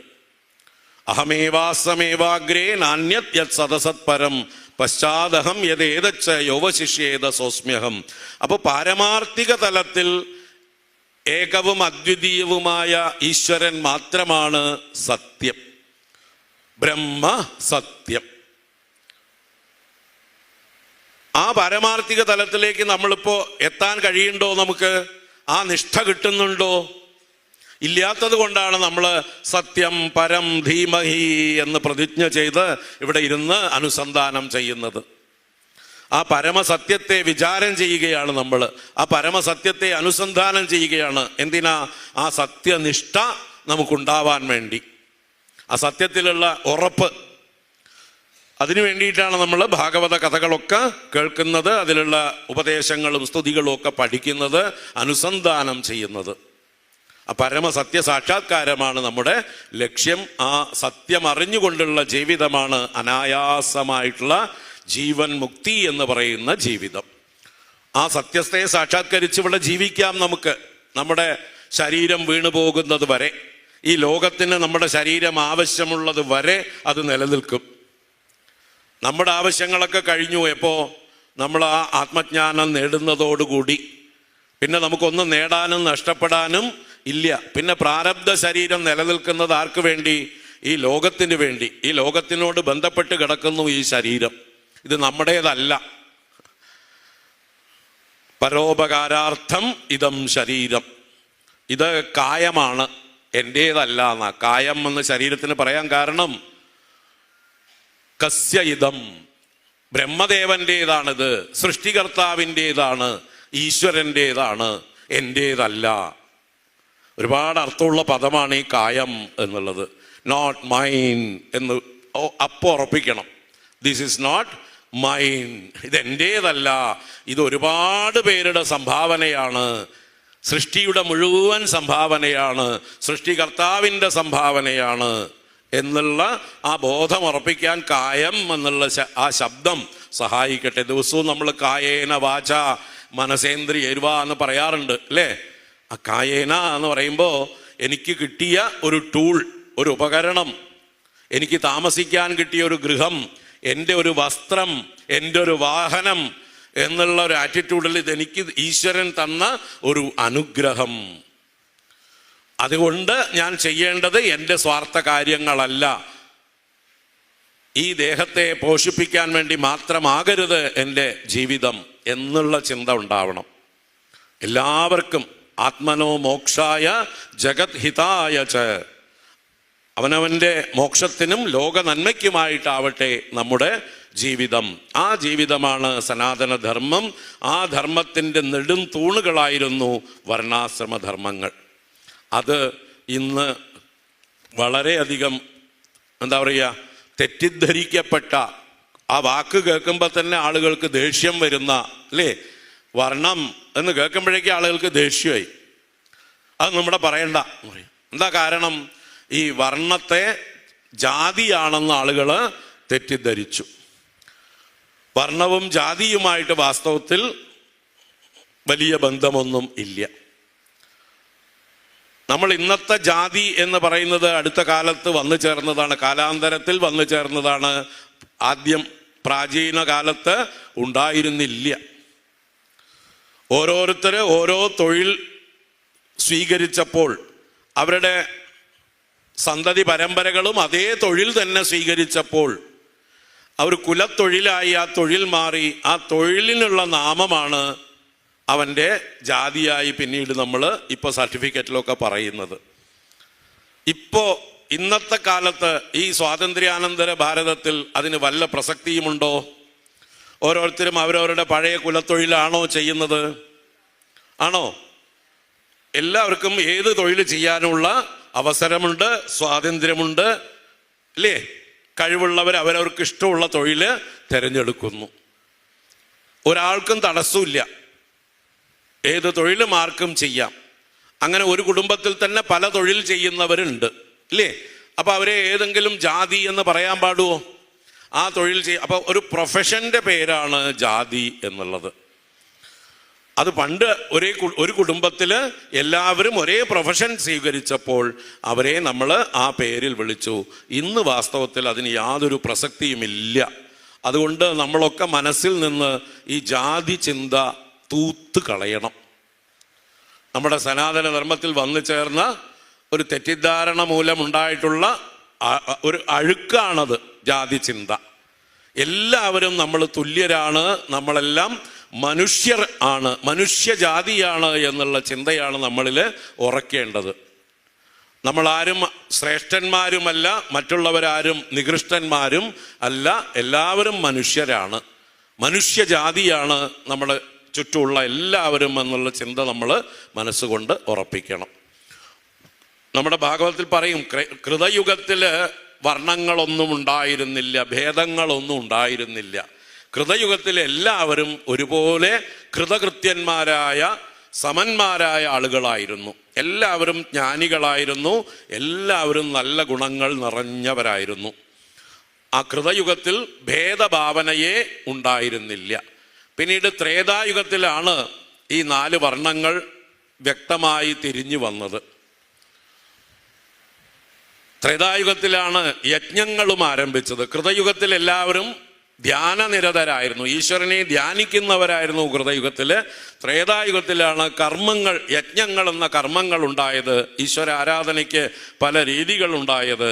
അങ്ങനെ യജ്ഞങ്ങൾ ഉണ്ടായപ്പോൾ ആ യജ്ഞങ്ങൾ ചെയ്യാനായി കൊണ്ടുള്ള ആ ഒരു അതിന് വേണ്ട അഭ്യാസം ചെയ്യാൻ ആളുകൾക്ക് വ്യവസ്ഥകളുണ്ടായി. അങ്ങനെയാണ് ഈ വർണ്ണങ്ങൾ രൂപപ്പെട്ടു വന്നത്, ബ്രാഹ്മണ, ക്ഷത്രിയ, വൈശ്യ, ശൂദ്രന്മാരെന്ന്. അത് പ്രകൃതിയിൽ എപ്പോഴും ഉണ്ട്. ഈ 4 ഭാവം പ്രകൃതിയിലുണ്ട് എന്നുള്ളതിനെയാണ് പുരുഷ സൂക്തം സൂചിപ്പിക്കുന്നത്. പുരുഷ സൂക്തത്തിലാണ്, വേദത്തിലാണ് ആദ്യമായിട്ട് ഈ 4 വർണ്ണങ്ങളെ പ്രസ്താവിക്കുന്നത്. ബ്രാഹ്മണോസ്യ മുഖമാസീത് ബാഹുരാജന്യകൃതഃ ഊരു തദസ്യ യദ്വൈശ്യഃ പദ്ഭ്യാഗം ശൂദ്രോ അജായത. ആ വിരാട് പുരുഷന്റെ 4 അവയവങ്ങളിൽ നിന്ന് 4 വർണ്ണങ്ങളുണ്ടായി എന്ന് പറയുന്ന വേദമന്ത്രമാണ്. ബ്രാഹ്മണോസ്യ മുഖമാസീത്, അസ്യ മുഖം ബ്രാഹ്മണ ആസീത്, അസ്യ പുരുഷസ്യ, അസ്യ വിരാട് പുരുഷസ്യ. എന്താണ് വിരാട് പുരുഷൻ? വിരാട് പുരുഷൻ എന്ന് പറഞ്ഞാൽ നമ്മളെ പോലെ ഒരു വ്യക്തിയാണോ? ആ വ്യക്തിയല്ല. വിരാട് പുരുഷൻ എന്ന് പറഞ്ഞാൽ ഈ വിശ്വമാണ്. വിവിധം രാജതേ, ഇത് വിരാട്, പലതായി കാണുന്നതിനെയാണ് വിരാട് എന്ന് പറയുന്നത്. അതിന് നമ്മളൊരു എല്ലാം കൂടി ചേർത്ത് ടോട്ടാലിറ്റിയിൽ ഒരു പുരുഷൻ എന്ന് വിളിച്ചു. നമ്മളെ പോലെ ഒരു പുരുഷനല്ല ഈ പ്രപഞ്ചം തന്നെ അദ്ദേഹത്തിൻ്റെ ശരീരം. അപ്പൊ പ്രപഞ്ച ശരീരം. വിശ്വസ്മൈ നമഃ എന്നാണ് വിഷ്ണു സഹസ്രനാമം നമ്മൾ ആരംഭിക്കുന്നത്. വിശ്വസ്മൈ എന്ന് പറഞ്ഞാൽ ഈ വിശ്വരൂപിയായിരിക്കുന്ന സർവവുമായിരിക്കുന്ന അങ്ങേക്ക് നമസ്കാരം. സർവസ്മൈ നമഃ എന്ന് തന്നെയാണ് വിശ്വസ്മൈ നമഃ എന്ന് പറഞ്ഞാൽ. സർവസ്വരൂപനായ അങ്ങേക്ക് നമസ്കാരം. ഈ ലോകത്തിൽ കാണുന്ന സർവചരാചരങ്ങളും അങ്ങയുടെ മാനിഫെസ്റ്റേഷനാണ്, അങ്ങയുടെ വിഭൂതിയാണ്, അങ്ങയുടെ ദേഹമാണ്. ഇത് അങ്ങയുടെ ചെറിയൊരു അംശം മാത്രമാണെന്നും ഞങ്ങൾക്കറിയാം. പാദോസ്യ വിശ്വാഭൂതാനി ത്രിപാദസ്യ അമൃതം ദിവി. അസ്യ പാദഃ, അവൻ്റെ 4/1 വിശ്വമായി ഭവിച്ചിരിക്കുന്നത്. അസ്യ ത്രിപാദ് അമൃതം ദിവി, അവൻ്റെ 3/4 ഭാഗം അത് ഈ പ്രപഞ്ചത്തെ അതിക്രമിച്ചു വർത്തിക്കുന്നു. ദിവി അമൃതം. അപ്പോൾ ഈശ്വര ചൈതന്യത്തിൻ്റെ ചെറിയൊരു അംശമാണ് ഈ വിശ്വം. ഭഗവാൻ ഗീതയിലും പറഞ്ഞു, വിഷ്ടഭ്യാഹമിതം കൃഷ്ണം ഏകാംശേന സ്ഥിതോ ജഗത്. ഇതം കൃഷ്ണം ജഗത്, ഈ മുഴുവൻ ജഗത്തിനെയും ഏകാംശേന വിഷ്ടഭ്യസ്ഥിത, എൻ്റെ ഒരു അംശം കൊണ്ട് അതിനെ നിറഞ്ഞ് വ്യാപിച്ച് ഞാൻ സ്ഥിതി ചെയ്യുന്നു. അപ്പോൾ ഭഗവാന്റെ സ്ഥൂല രൂപമാണ് ഈ പ്രപഞ്ചം. ഭഗവാന്റെ സൂക്ഷ്മ ഭാവങ്ങൾ, അവ്യക്ത ഭാവങ്ങൾ അനന്തമാണ്. ഏതാവാനസ്യ മഹിമാ അതോ ജ്യായാഗംശ്ച പൂരുഷഃ. ഈ കാണുന്നതെല്ലാം അവൻ്റെ മഹിമയാണ്, അവൻ്റെ ഗ്ലോറിയാണ്. എന്നാൽ അതോ ജ്യായാൻശ്ച പൂരുഷ, ഇതിൽ വെച്ച് എത്രയോ വലിയവനാണ്, നമ്മൾക്ക് അറിയപ്പെടാത്ത അനന്തമായിട്ടുള്ള സാധ്യതകളുള്ള ഭാവമാണ് ഈശ്വരൻ്റെ യഥാർത്ഥ ഭാവം. അല്പം മാത്രമേ ഈ വിശ്വമായിട്ട് പ്രകടമായിട്ടുള്ളൂ. ആ വിശ്വശരീരത്തിലെ ശിരസ്ഥാനീയരെയാണ് ബ്രാഹ്മണർ എന്ന് പറഞ്ഞത്. ശിരസ്ഥാനീയർ എന്ന് പറഞ്ഞാൽ തിങ്കേഴ്സ്, ചിന്തിക്കാൻ ശേഷിയുള്ളവർ, ബുദ്ധിജീവികൾ എന്നൊക്കെ നമ്മൾ പറയുന്ന ആളുകൾ, പണ്ഡിതന്മാരെന്ന് പറയുന്ന നല്ല മേധാശക്തിയുള്ളവരായിട്ടുള്ള, സൂക്ഷ്മദൃഷ്ടിയുള്ള, എല്ലാ കാര്യങ്ങളെയും വിവേകം ചെയ്തറിയാൻ കഴിവുള്ള ആ ഒരു തലത്തിൽ ബുദ്ധിക്ക് വൈഭവമുള്ളതായിട്ടുള്ള തിങ്കേഴ്സ് എന്ന വിഭാഗത്തിനെയാണ് ബ്രാഹ്മണർ എന്ന് പുരുഷ സൂക്തം പറഞ്ഞതിൻ്റെ താല്പര്യം. അതിൻ്റെ ലക്ഷണമൊക്കെ ഭാഗവതത്തിൽ വ്യക്തമായിട്ട് പല പ്രാവശ്യം പറഞ്ഞു തരുന്നുണ്ട്. ഇവിടെ നാരദൻ ഉപദേശിക്കുന്ന ഭാഗം, നാരദൻ യുധിഷ്ഠിരൻ ഉപദേശിക്കുന്നതിൽ വരുന്നു. ഭഗവാൻ ഇനി ഏകാദശ സ്കന്ധത്തിലെ ഉദ്ധവൻ ഉപദേശിക്കും 17-18 അധ്യായങ്ങളിൽ വർണ്ണാശ്രമധർമ്മം. അവിടെയും ലക്ഷണങ്ങൾ കൃത്യമായി പറയും. ഭഗവാൻ തന്നെ ഗീതയിൽ 18-ാം അധ്യായത്തിൽ 41 മുതൽ 45 വരെയുള്ള ശ്ലോകങ്ങളെ കൊണ്ട് വർണ്ണാശ്രമധർമ്മം വ്യക്തമാക്കി തരുന്നുണ്ട്. ഗീതയിൽ 4-ാം അധ്യായത്തിൽ 13-ാമത്തെ മറ്റേ ശ്ലോകത്തിലാണ് അദ്ദേഹം വർണ്ണാശ്രമധർമ്മത്തെ ആദ്യം പ്രസ്താവിക്കുന്നത്, അല്ലേ? ചാതുർവർണ്യം മയാ സൃഷ്ടം ഗുണകർമ്മ വിഭാഗശഃ തസ്യ കർത്താരമഭിമാം വിദ്യകർത്താരമവ്യയം. ചാതുർവർണ്യം മയാ സൃഷ്ടം ഗുണകർമ്മ വിഭാഗശഃ. ആ ചാതുർവർണ്യം എന്നാൽ ഈശ്വരേണ മയാ എന്നർത്ഥം. പ്രപഞ്ച നിർമ്മാതാവായ ഈശ്വരനായ എന്നാൽ സൃഷ്ടമാണ്, എൻ്റെ ഒരു അനുഗ്രഹമാണ് ഈ ചാതുർവർണ്യം. ഈ ലോകം നന്നായി നിലനിൽക്കാൻ വേണ്ടിയാണ് ഈ വ്യവസ്ഥ. ഇങ്ങനെയുള്ള വ്യത്യാസങ്ങൾ എല്ലാവരും ഒരുപോലെ ആയാൽ ഈ ലോകം എന്തിനു കൊള്ളും? വളരെ ബോറല്ലേ? എല്ലാവരും ഒരേപോലെ ചിന്തിക്കാനുള്ള കഴിവ്, എല്ലാവർക്കും ഒരേപോലെയുള്ളതായിട്ടുള്ള പ്രവർത്തിക്കാനുള്ള ശേഷി, എല്ലാം യൂണിഫോം. ഭയങ്കര ബോറാണ്. ഈശ്വരൻ ആ വിഡ്ഢിത്തരം ഒരിക്കലും ചെയ്തിട്ടില്ല. എല്ലാവരെയും യുണീക്കായിട്ടാണ് സൃഷ്ടിച്ചത്, അല്ലേ?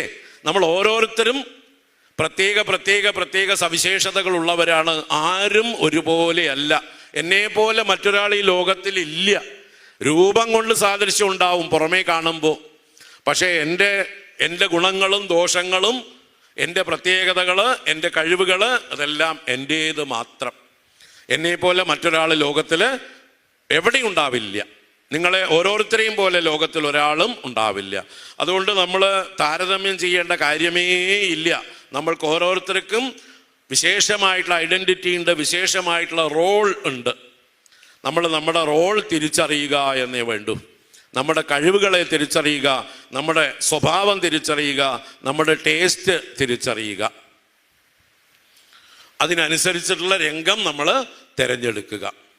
അപ്പോൾ ബ്രാഹ്മണോസ്യ മുഖമാസീത് ബാഹു രാജന്യകൃത. രാജാക്കന്മാർ അഥവാ ക്ഷത്രിയന്മാർ, രാജന്യന്മാർ എന്നാൽ ക്ഷത്രിയന്മാർ, ആ വിരാട് പുരുഷന്റെ ബാഹുക്കളിൽ നിന്നുണ്ടായി. ബാഹു എന്ന് പറഞ്ഞാൽ നമ്മുടെ ശരീരത്തിൽ എങ്ങനെയാണോ ബാഹുവിൻ്റെ സ്ഥാനം, അതുപോലെ ഈ പ്രപഞ്ചത്തിൻ്റെ ബാഹുക്കളാണ് ക്ഷത്രിയന്മാരെന്ന് പറയുന്നവർ. നമ്മളുടെ ശരീരത്തിലേക്ക് ഏതൊരു ആക്രമണം വന്നാലും ആരാ തടയുക? തലയ്ക്ക് വന്നാലും കാലിൽ വന്നാലും ദേഹത്ത് എവിടെ വന്നാലും നമ്മൾ കൈകൾ കൊണ്ടാണ് തടയുക. നമ്മുടെ ശരീരത്തെ സംരക്ഷിക്കുന്നത് നമ്മുടെ കൈകളാണ്, അല്ലേ? അപ്പം അതുപോലെ ഈ വിശ്വ ശരീരത്തെ, പ്രപഞ്ച ശരീരത്തെ രക്ഷിക്കുന്ന ആളുകളുടെ പേരാണ് ക്ഷത്രിയർ എന്ന്. ക്ഷതാത് ത്രായതേ ഇതി ക്ഷത്രിയ. ഈ പ്രപഞ്ചത്തെ ക്ഷതത്തിൽ നിന്ന് അഥവാ ക്ഷയത്തിൽ നിന്ന് രക്ഷിക്കുന്നവർ, ഇതിന് ധർമ്മഗ്ലാനി ഉണ്ടാവാതെ നോക്കുന്നവരാണ് ക്ഷത്രിയ. ധർമ്മം കൊണ്ടാണ് ഈ ലോകം ക്ഷയിക്കുക. അധർമ്മം വളരുമ്പോൾ ലോകം ക്ഷയിക്കും. ധർമ്മം കൊണ്ടാണ് ഈ ലോകം നിലനിൽക്കുന്നത്. ധാര്യതേ അനേന ഇതി ധർമ്മ. ആ ധർമ്മത്താൽ ഈ ലോകം നിലനിൽക്കുന്നു. ധർമ്മം ക്ഷയിച്ച് അധർമ്മം വളരുമ്പോൾ ഈ ലോകം നശിക്കും. അപ്പൊ അധർമ്മത്തെ വളരാൻ അനുവദിക്കാതെ അതിനെ റെസിസ്റ്റ് ചെയ്യുന്ന ശക്തികളെയാണ് എന്ത് പറയേണ്ടത്? ക്ഷത്രിയന്മാരെന്ന് പറയുന്നത്. ആ ക്ഷത്രിയന്മാർക്കുള്ള ടൈറ്റിൽ തന്നെ വർമ്മ എന്നാണ്, അല്ലേ? എന്താ വർമ്മ എന്ന് പറഞ്ഞ വാക്കിന്റെ അർത്ഥം? ഇവിടെ വായിച്ചിട്ടുണ്ടാവും, കുറച്ച് ഇന്നലെ വായിച്ചിട്ടുണ്ടാവും. നാരായണ വർമ്മ കഥനം നാമ. നാരായണ വർമ്മ. എന്താ വർമ്മ? കവചം, പ്രൊട്ടക്ഷൻ, ഷീൽഡ്. അതാണ് വർമ്മ എന്ന വാക്കിന്റെ അർത്ഥം. അപ്പൊ സമൂഹത്തെ ഒരു കവചം രക്ഷിക്കുന്നത് പോലെ, നമ്മുടെ ദേഹത്തെ എങ്ങനെയാണോ യുദ്ധത്തിനൊക്കെ പോകുമ്പോൾ ഒരു കവചം രക്ഷിക്കുന്നത്, അതുപോലെ സമൂഹത്തെ രക്ഷിക്കുന്നവരെയാണ് സമൂഹത്തിന്റെ കവചങ്ങൾ എന്ന് വിളിക്കുന്നത്. ആ കവചസ്ഥാനീയരെയാണ് നമ്മൾ എന്ത് വിളിക്കുന്നത്? വർമ്മ എന്ന് വിളിക്കേണ്ടത്.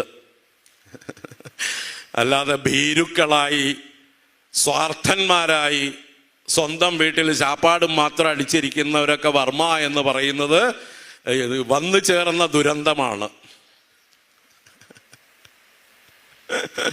ആരും എന്നോട് ദേഷ്യപ്പെടരുതേ. ഞാൻ കാര്യം നിങ്ങൾ തന്നെ സ്വയം വിമർശിക്കാൻ വേണ്ടി പറയുകയാണ്, ചിന്തിക്കാൻ വേണ്ടി പറയുകയാണ്. നമ്മുടെ സനാതനധർമ്മത്തിൽ വന്നു ചേർന്നിട്ടുള്ള കുഴപ്പങ്ങളെ ചൂണ്ടിക്കാണിക്കാൻ വേണ്ടിയിട്ടാണ്. അപ്പോൾ ശങ്കരാചാര്യര് വിവേക ചൂടാമണിയിൽ ഒരു ശ്ലോകമുണ്ട്. അകൃത്വാ ശത്രു സംഹാരം അഭുക്വാഖില ഭൂശ്രിയം രാജാഹമിതി ശബ്ദാന്നോ രാജാ ഭവിതുമർഹതി. ഞാൻ രാജാവാണെന്ന് വെറുതെ ശബ്ദിച്ചത് കൊണ്ട് ഒരാൾ രാജാവാകില്ല. ശത്രുക്കളെ സംഹരിക്കുകയും ഭൂമിയുടെ ഐശ്വര്യങ്ങളൊക്കെ സ്വയം അനുഭവിക്കുകയും ചെയ്യണം. ആ സ്ഥാനത്തിരിക്കുമ്പോഴേ അവൻ രാജാവ് എന്ന് പറയാൻ അർഹനാകുന്നുള്ളൂ എന്ന്. അപ്പം അതൊന്നും ഇല്ലാത്തവർ വെറുതെ രാജാവ് വർമ്മ എന്നും പേര് വിളിക്കുന്നതിലൊന്നും വലിയ അർത്ഥമില്ല എന്ന് പറയുക. എങ്ങനെ പാരമ്പര്യമായിട്ട് പേരായിട്ട് കരുതാം നമുക്ക്, അല്ലേ? അവരുടെ പേര്, അല്ലാതെ ഒരു സ്ഥാനപ്പേര് എന്ന് പറയേണ്ട ആവശ്യം ഇല്ല. അതുപോലെ ബ്രാഹ്മണർക്ക് എന്താ ടൈറ്റിൽ? നമ്പൂതിരിയും അയ്യരും ഭട്ടതിരിയും ഒക്കെ പിന്നീട് ഇപ്പം അടുത്ത കാലത്ത് ഉണ്ടായതാണ്, ഓരോ പ്രവൃത്തിക്കനുസരിച്ച്. യഥാർത്ഥത്തിൽ ബ്രാഹ്മണർക്ക് മൊത്തത്തിൽ ഇന്ത്യ മുഴുവൻ പറയുന്ന പേര് ശർമ്മ എന്നാണ്. എന്താ ശർമ്മ എന്ന് പറഞ്ഞാൽ? സുഖം എന്നാണ്. ശർമ്മ എന്നാൽ സുഖം എന്നാണ് വാക്കിൻ്റെ അർത്ഥം. അപ്പോൾ സുഖം സ്വയം അനുഭവിക്കുന്നവൻ, മറ്റുള്ളവർക്ക് സുഖം കൊടുക്കുന്നവൻ, അവനാണ് ശർമ്മ. എങ്ങനെയാ സ്വയം സുഖം അനുഭവിക്കുക? അറിവ് കൊണ്ടാണ്. അറിവാണ് ആനന്ദത്തെ നൽകുന്നത്. അറിവാണ് ഒരാൾക്ക് ഏത് ദുഃഖങ്ങളിലും വിഷമിക്കാതെ, തളരാതെ അവനെ ധീരനായി പിടിച്ചു നിർത്തുന്നത്. ഭഗവാൻ ഗീതയിൽ പറയും, നാനുശോചന്തി പണ്ഡിതാഹ. പണ്ഡിതാഹ നാനുശോചന്തി. പണ്ഡിതന്മാരെന്നാൽ അറിവുള്ളവർ. ഏതറിവ്? പണ്ട എന്നാൽ ആത്മവിഷയം, ജ്ഞാനം. ആത്മവിഷയമായ ജ്ഞാനം ആർക്കുണ്ടോ അവൻ പണ്ഡിതൻ. അവനെയാണ് ബ്രാഹ്മണൻ എന്നും വിളിക്കുന്നത്. ബ്രഹ്മ ജാനാതീതി ബ്രാഹ്മണ, ബ്രഹ്മത്തെ അറിയുന്നവൻ. മറ്റൊരർത്ഥത്തിൽ വേദവിദ്യാർത്ഥിയും ബ്രാഹ്മണനാണ്. ബ്രഹ്മശബ്ദത്തിന് വേദം എന്ന അർത്ഥമുണ്ട്. വേദം അറിയുന്നവൻ ബ്രാഹ്മണൻ. ആ വേദത്തിലെ സബ്ജക്ട് മാറ്റർ എന്താണ്? അതാണ് ബ്രഹ്മം.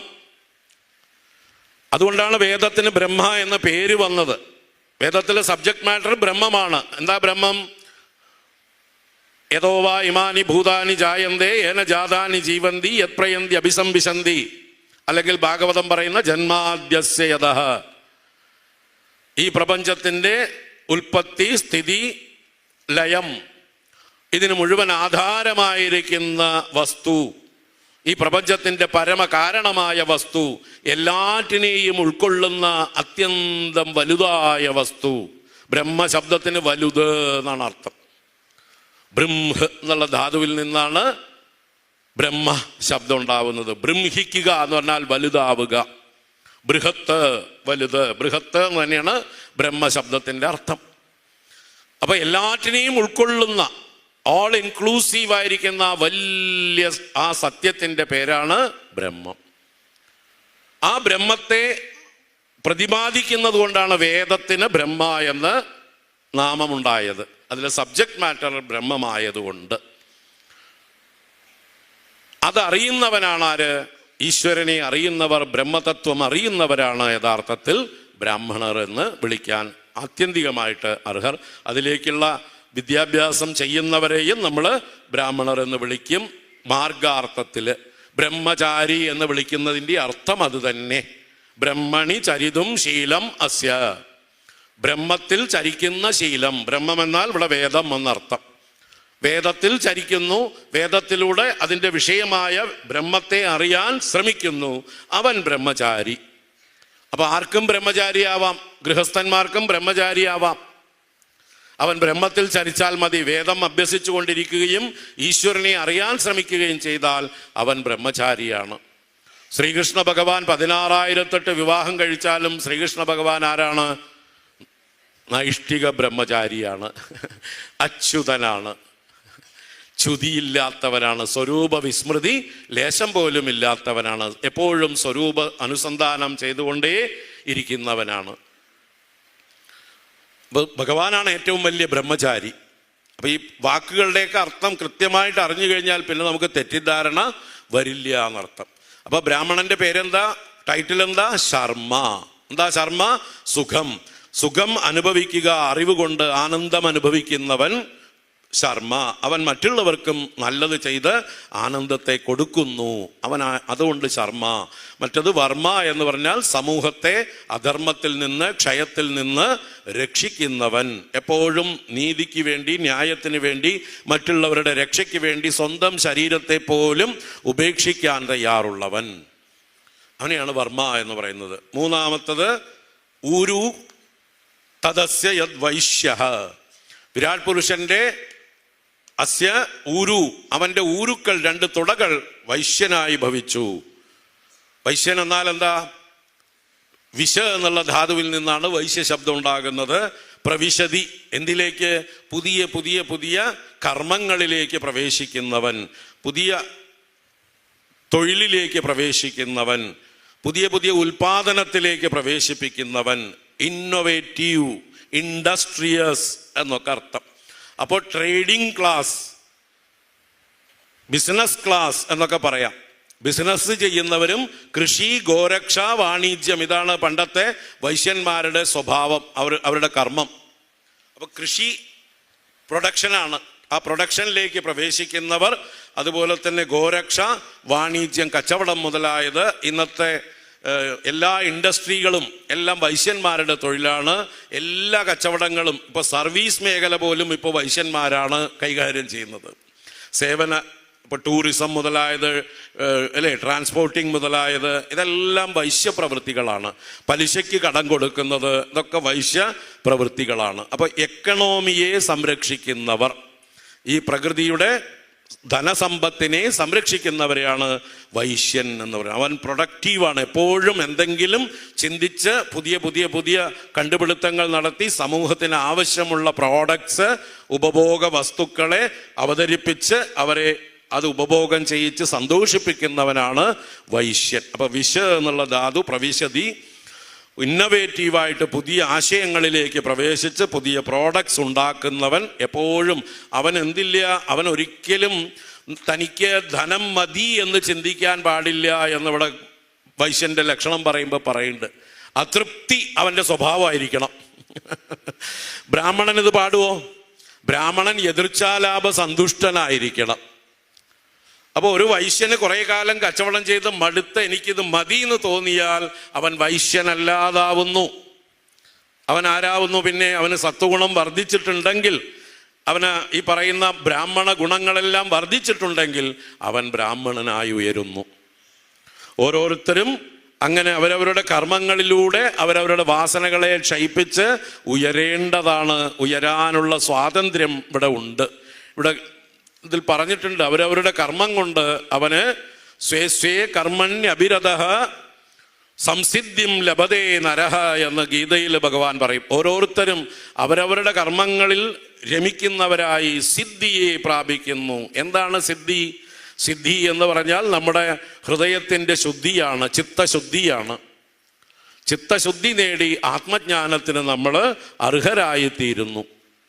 അവരവരുടെ കർമ്മത്തിലൂടെ അവരെന്തുദ്ദേശിച്ചുവോ അതും ലഭിക്കുന്നു. ധർമ്മ, അർത്ഥ, കാമ, മോക്ഷങ്ങളാകുന്ന പുരുഷാർത്ഥങ്ങളെ സിദ്ധിക്കുന്നവനായി തീരുന്നു. അപ്പോൾ ഓരോരുത്തർക്കും സ്വകർമ്മണ തമഭ്യർച്ച്യ സിദ്ധിം വിന്ദതി മാനവഃ എന്ന് വീണ്ടും ഭഗവാൻ പറയും.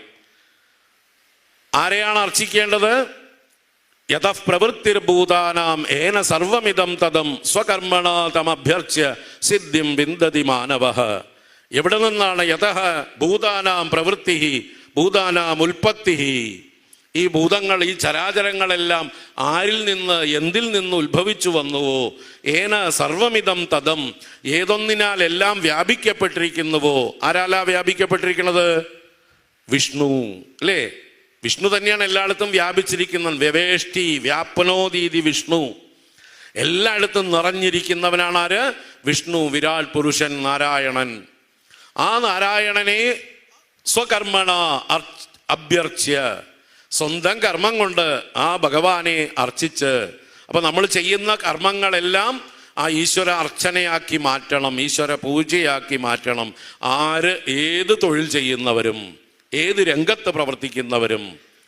അപ്പൊ ഈ മുമ്പ് പറഞ്ഞ വൈശ്യന്റെ ടൈറ്റിൽ എന്താണ്? ഗുപ്ത എന്നാണ്. ഗുപ്തന്മാരാണ് വൈശ്യന്മാര്. വടക്കേ ഇന്ത്യയിലൊക്കെ നമ്മൾ ഏത് കാശിയിലോ ഹരിദ്വാറിലോ ബദരിയിലോ എവിടെ പോയാലും നമ്മളോട് ഏത് പൂജയ്ക്ക് കൊടുത്താലും അവർ ചോദിക്കും, ഗോത്രം ചോദിക്കും, പിന്നെ നമ്മുടെ വർണ്ണം ചോദിക്കും. ശർമ്മ, വർമ്മ, ഗുപ്ത. അവിടുത്തെ പൂജകന്മാർ ചോദിക്കണം, ശർമ്മ, വർമ്മ, ഗുപ്ത, ഇതിലേതാണ് എന്നാ ചോദിച്ചത്. ശർമ്മയാണോ വർമ്മയാണോ ഗുപ്തയാണോ എന്ന്. അപ്പൊ ഗുപ്ത എന്ന് പറഞ്ഞാൽ വൈശ്യൻ. എന്താ ഗുപ്ത ശബ്ദത്തിന്റെ അർത്ഥം? ഗോപനം ചെയ്ത് സമൂഹത്തെ രക്ഷിക്കുന്നവർ. എന്തിനെ ഗോപനം ചെയ്യുന്നു? സമൂഹത്തിന്റെ സാമ്പത്തിക ഭദ്രത ഉറപ്പാക്കുന്നവർ. ധനധാന്യ വൃദ്ധി ഉണ്ടാക്കിയിട്ട് സമൂഹത്തിന് വേണ്ട ഭക്ഷണവും മറ്റ് പ്രോഡക്ട്സും, എന്തെല്ലാം ഉപഭോഗ വസ്തുക്കൾ ആവശ്യമുണ്ടോ ഈ ലോകത്തിന്, അത് മുഴുവൻ ഉൽപ്പാദിപ്പിച്ച് അതിനെയെല്ലാം സുരക്ഷിതമാക്കി രക്ഷിക്കുന്നത് കൊണ്ടാണ് അവരെ എന്ത് വിളിക്കുന്നത്? ഗുപ്തന്മാരെന്ന് വിളിക്കുന്നത്.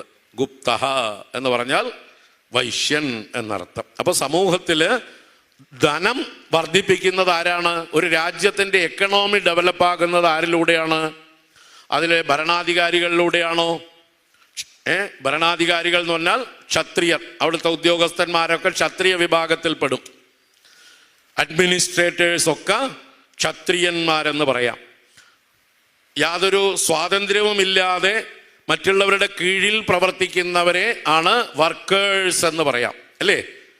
അവർക്ക് സ്വാതന്ത്ര്യമില്ല, മറ്റുള്ളവരുടെ ആജ്ഞയ്ക്കനുസരിച്ച് പ്രവർത്തിക്കുക. കാരണം ഇവർക്ക് കഴിവില്ല. ഇവർ കഴിവുണ്ടായിരുന്നെങ്കിൽ ഇവർ മുകളിൽ ഇരുന്നേനെ, അഡ്മിനിസ്ട്രേറ്ററുടെ സ്ഥാനത്ത് ഇരുന്നേനെ.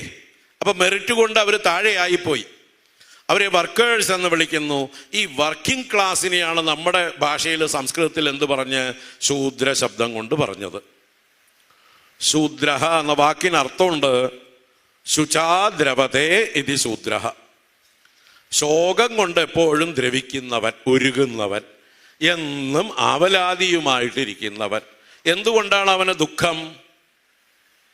എന്തുകൊണ്ടാണ് ശോകം?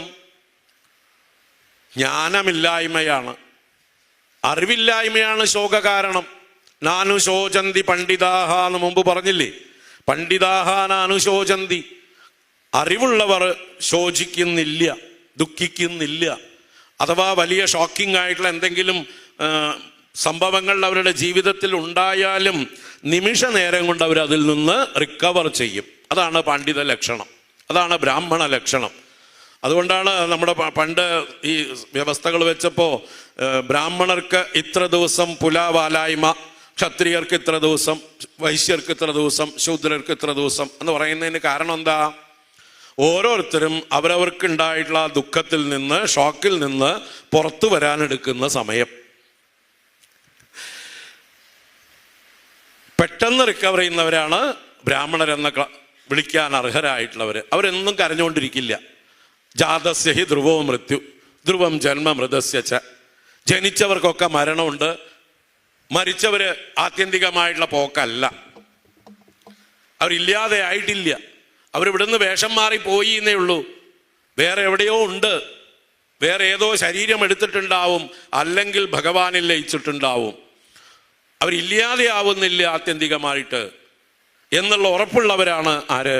ഈ ബ്രഹ്മജ്ഞാനമുള്ളവർ, ബ്രാഹ്മണർ. അതുകൊണ്ട് തന്നെ അവർക്ക് ലോകത്തിൻ്റെ ഈ മിഥ്യാത്വം നല്ലതുപോലെ അറിയുന്നത് കൊണ്ട് ബന്ധുക്കളോ അച്ഛനമ്മമാരോ ഭാര്യയോ ഭർത്താവോ ഒക്കെ മരിച്ചാലും അവർക്ക് ആ ദുഃഖത്തിൽ നിന്ന് ഇത് മിഥ്യയാണ്, കുറച്ചു കാലം ഞാനൊരു സ്വപ്നം പോലെ അനുഭവിച്ചതാണ്, ആ സ്വപ്നത്തിൽ നിന്ന് ഉണരും അവർ വേഗം.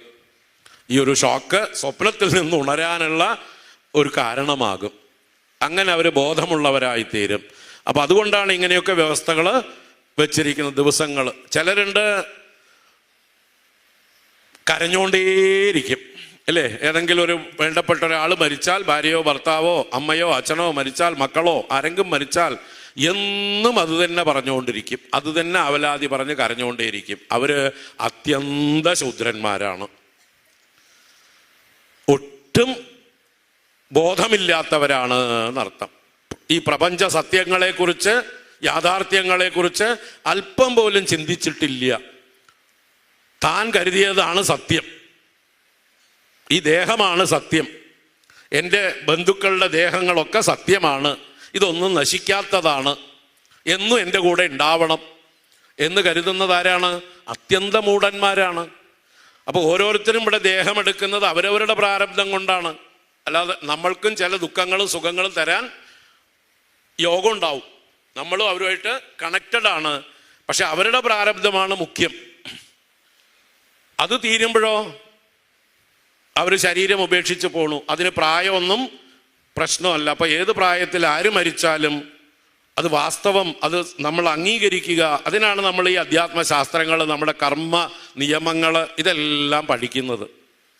നമ്മുടെ സനാതനധർമ്മത്തിലുള്ളതുപോലെ ഈ കർമ്മങ്ങളെ നിർവചിച്ചിട്ടുള്ള, അല്ലേ, സഞ്ചിതം, ആഗാമി, പ്രാരബ്ധം എന്നിങ്ങനെ മൂന്നായി തിരിച്ച് അതിൻ്റെ എല്ലാം രഹസ്യങ്ങൾ നമുക്ക് വ്യക്തമായി തന്നിരിക്കുന്ന മറ്റൊരു മതമില്ല. മറ്റുള്ളവർക്കൊന്നും പുനർജന്മം ഇല്ല. അവർക്ക് ആത്യന്തികമായിട്ടുള്ളത് ഒരു സ്വർഗമേ ഉള്ളൂ. ഇവിടുന്ന് മരിച്ചാൽ നേരെ സ്വർഗം അല്ലെങ്കിൽ നരകം. അതാണ് എറ്റേണൽ. നമ്മളെ സംബന്ധിച്ച് സ്വർഗം ശാശ്വതമാണോ? സ്വർഗമാണോ അവസാനത്തെ? അല്ല. സ്വർഗം എന്നുള്ളത് നമുക്ക് പിക്നിക്ക് പോകാനുള്ള സ്ഥലമാണ്. നമ്മൾക്ക് കുറേ പുണ്യം ചെയ്താൽ അതിൻ്റെ സുഖങ്ങൾ അനുഭവിക്കാനുള്ള സ്ഥാനം മാത്രമാണ് സ്വർഗം. ക്ഷീണേ പുണ്യേ മർത്യലോകം വിശന്തി. ഗീത വ്യക്തമായിട്ട് പറഞ്ഞു തരുന്നുണ്ട്. നിങ്ങളുടെ പുണ്യം ക്ഷയിക്കുമ്പോൾ നിങ്ങൾ വീണ്ടും ഭൂമിയിലേക്ക് തന്നെ തിരിച്ചു വരുന്നു. നിങ്ങളുടെ കർമ്മത്തിനനുസരിച്ച് ഏത് ശരീരം എടുക്കണോ ആ ശരീരം എടുത്തിട്ട് വീണ്ടും ഇവിടെ പിന്നെയും കർമ്മങ്ങൾ ചെയ്ത് പുണ്യം സമ്പാദിച്ചാൽ പിന്നെയും പിക്നിക്ക് പോവാം സ്വർഗത്തിലേക്ക്. അവിടെയും ഭൂമിയുടെ അത്ര സുഖമൊന്നും ഇല്ല. വാസ്തവത്തിൽ ഒരു ഭ്രമം മാത്രമാണ്. ഇക്കരെ നിൽക്കുമ്പോൾ അക്കരെ പച്ച എന്ന് തോന്നുന്നതാണ്. അവിടെ ചെന്ന് കഴിഞ്ഞാൽ ദേവന്മാർ തമ്മിലുള്ള മത്സരം കണ്ടു കഴിഞ്ഞാൽ വേണ്ടിയിരുന്നില്ല തോന്നും നമുക്ക്. അവിടെയുണ്ട് ഈഗോ പ്രശ്നങ്ങൾ, അവിടെയുണ്ട് ഉച്ചനീചത്വങ്ങൾ, പ്രശ്നങ്ങളൊക്കെ ഉണ്ട്. സ്ഥാനമാനങ്ങൾക്കൊക്കെ പ്രശ്നങ്ങളുണ്ട് അവിടെ. അപ്പോൾ ഇവിടെയായിരുന്നു കുറേ കൂടി നല്ലത് എന്ന് അവിടെ പോയാൽ തോന്നും. അതുകൊണ്ട് സനാതനധർമ്മത്തിൽ സ്വർഗമല്ല നമ്മുടെ ലക്ഷ്യം. ഭഗവാൻ ഗീതയിൽ സ്വർഗത്തെ പരിഹസിക്കുകയാണ്. ഗതാഗതം കാമകാമാ ലഭന്തേ ഏവം ത്രയീധർമ്മം അനുപ്രപന്നാഹ ഗതാഗതം കാമകാമാ ലഭന്തേ. വിഷയസുഖങ്ങളെ ആഗ്രഹിക്കുന്ന ആളുകൾ, കാമകാമികൾ, വിഷയകാമികൾ, ഗതാഗതം ലഭന്തേ, അങ്ങോട്ടും ഇങ്ങോട്ടും ഷട്ടിൽ അടിച്ചുകൊണ്ടിരിക്കുന്നു. ഭൂമിയിലേക്ക് വരുന്നു, പുണ്യം ചെയ്യുന്നു, സ്വർഗത്തിലേക്ക് പോകുന്നു, പുണ്യം ക്ഷയിച്ചാൽ വീണ്ടും ഭൂമിയിലേക്ക് പതിക്കുന്നു, ഇവിടുന്ന് വീണ്ടും പുണ്യം ചെയ്യുന്നു, വീണ്ടും ടൂറ് പോകുന്നു. ഇത്രയും ലാഘവത്തോടെ നിസ്സാരമായിട്ട് എടുക്കണം നമ്മൾ സ്വർഗത്തെ. അല്ല, സ്വർഗമല്ല നമുക്ക് ആത്യന്തികമായിട്ടുള്ള സ്ഥാനം.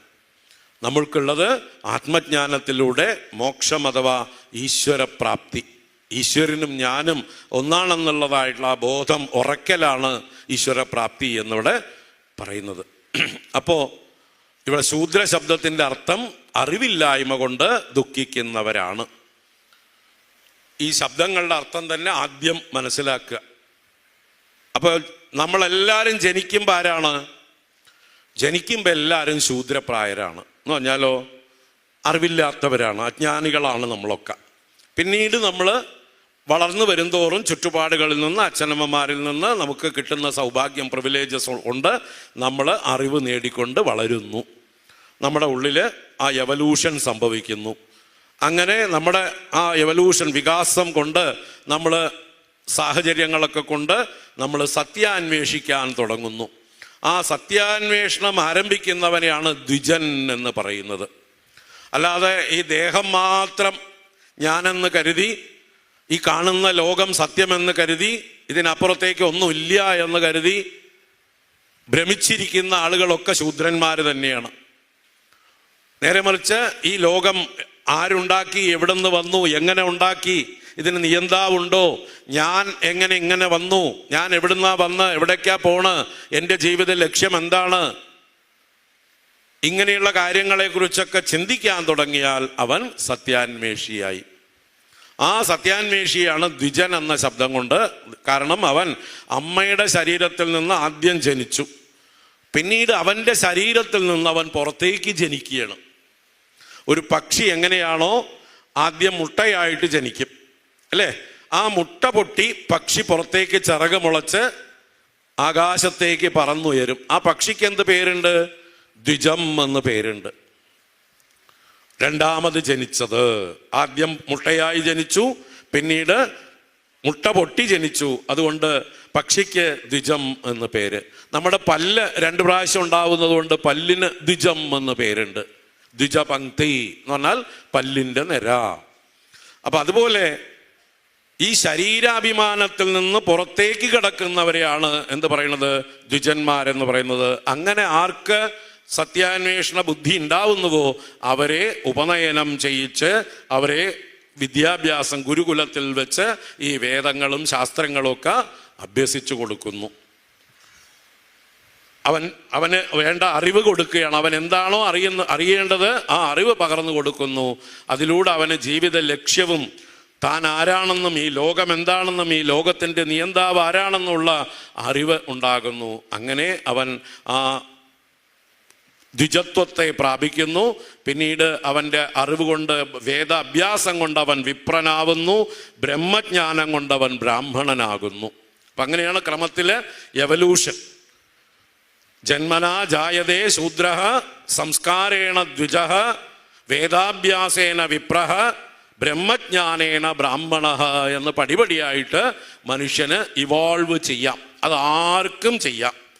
മനുഷ്യരായി ജനിച്ച എല്ലാവർക്കും അതിന് അവകാശം ഉണ്ട്. ഇതാണ് നമ്മുടെ വൈദിക സാഹിത്യം, നമ്മുടെ പുരാണ ഇതിഹാസങ്ങൾ. ഇതെല്ലാം നമുക്ക് സൂക്ഷ്മമായി പഠിച്ചാൽ കാണിച്ചു തരുന്നത്.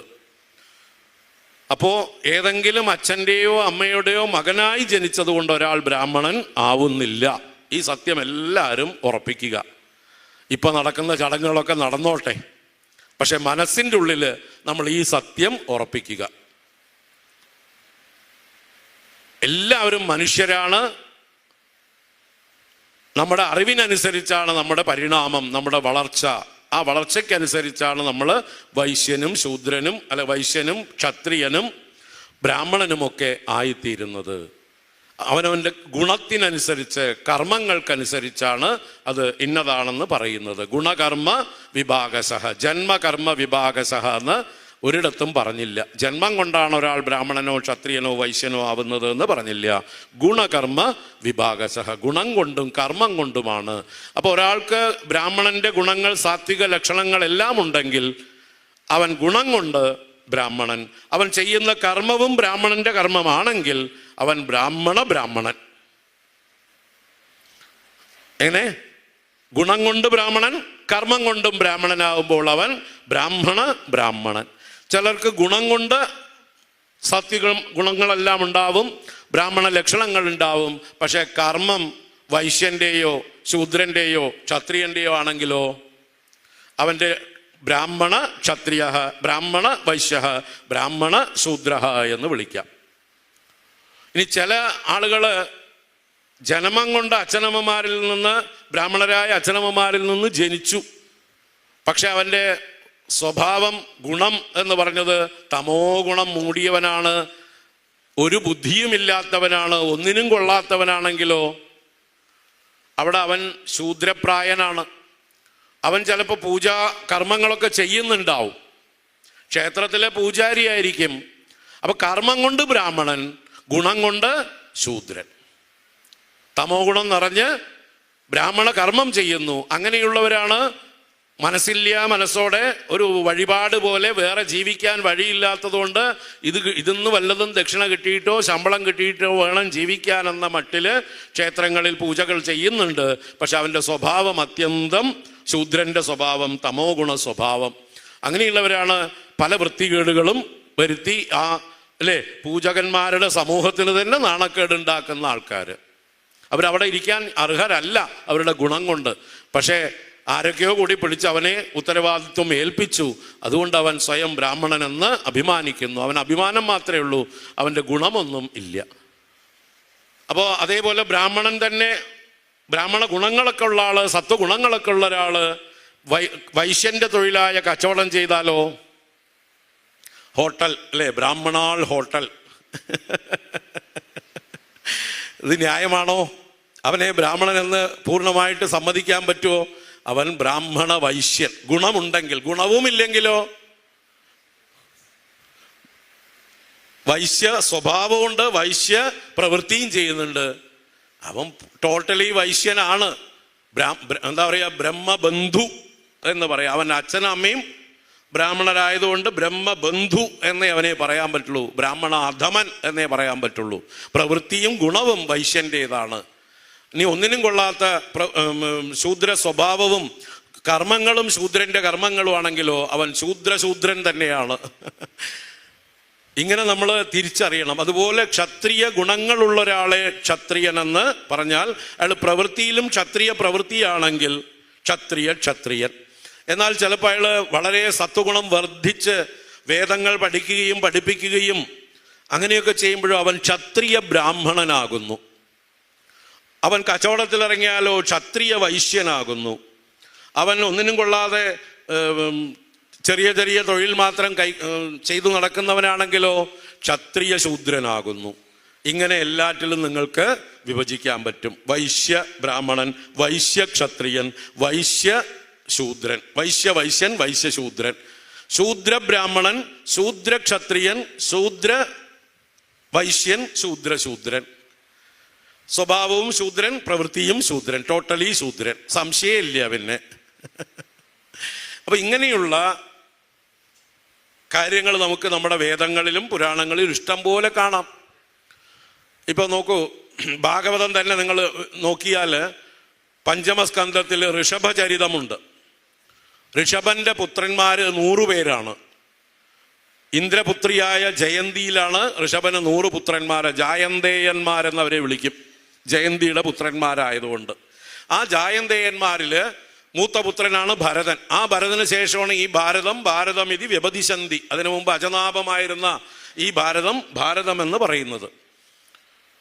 അപ്പോ ആ ഭരതന്റെ 9 സഹോദരന്മാർ 9 വർഷങ്ങളുടെ ഭാരതവർഷത്തിന്റെ ഉപഖണ്ഡങ്ങളെ ഭരിക്കുന്ന ക്ഷത്രിയന്മാരായി, ഭരതനെ സഹായിക്കുന്ന ക്ഷത്രിയന്മാരായി, അങ്ങനെ 10 പേര് ക്ഷത്രിയന്മാർ.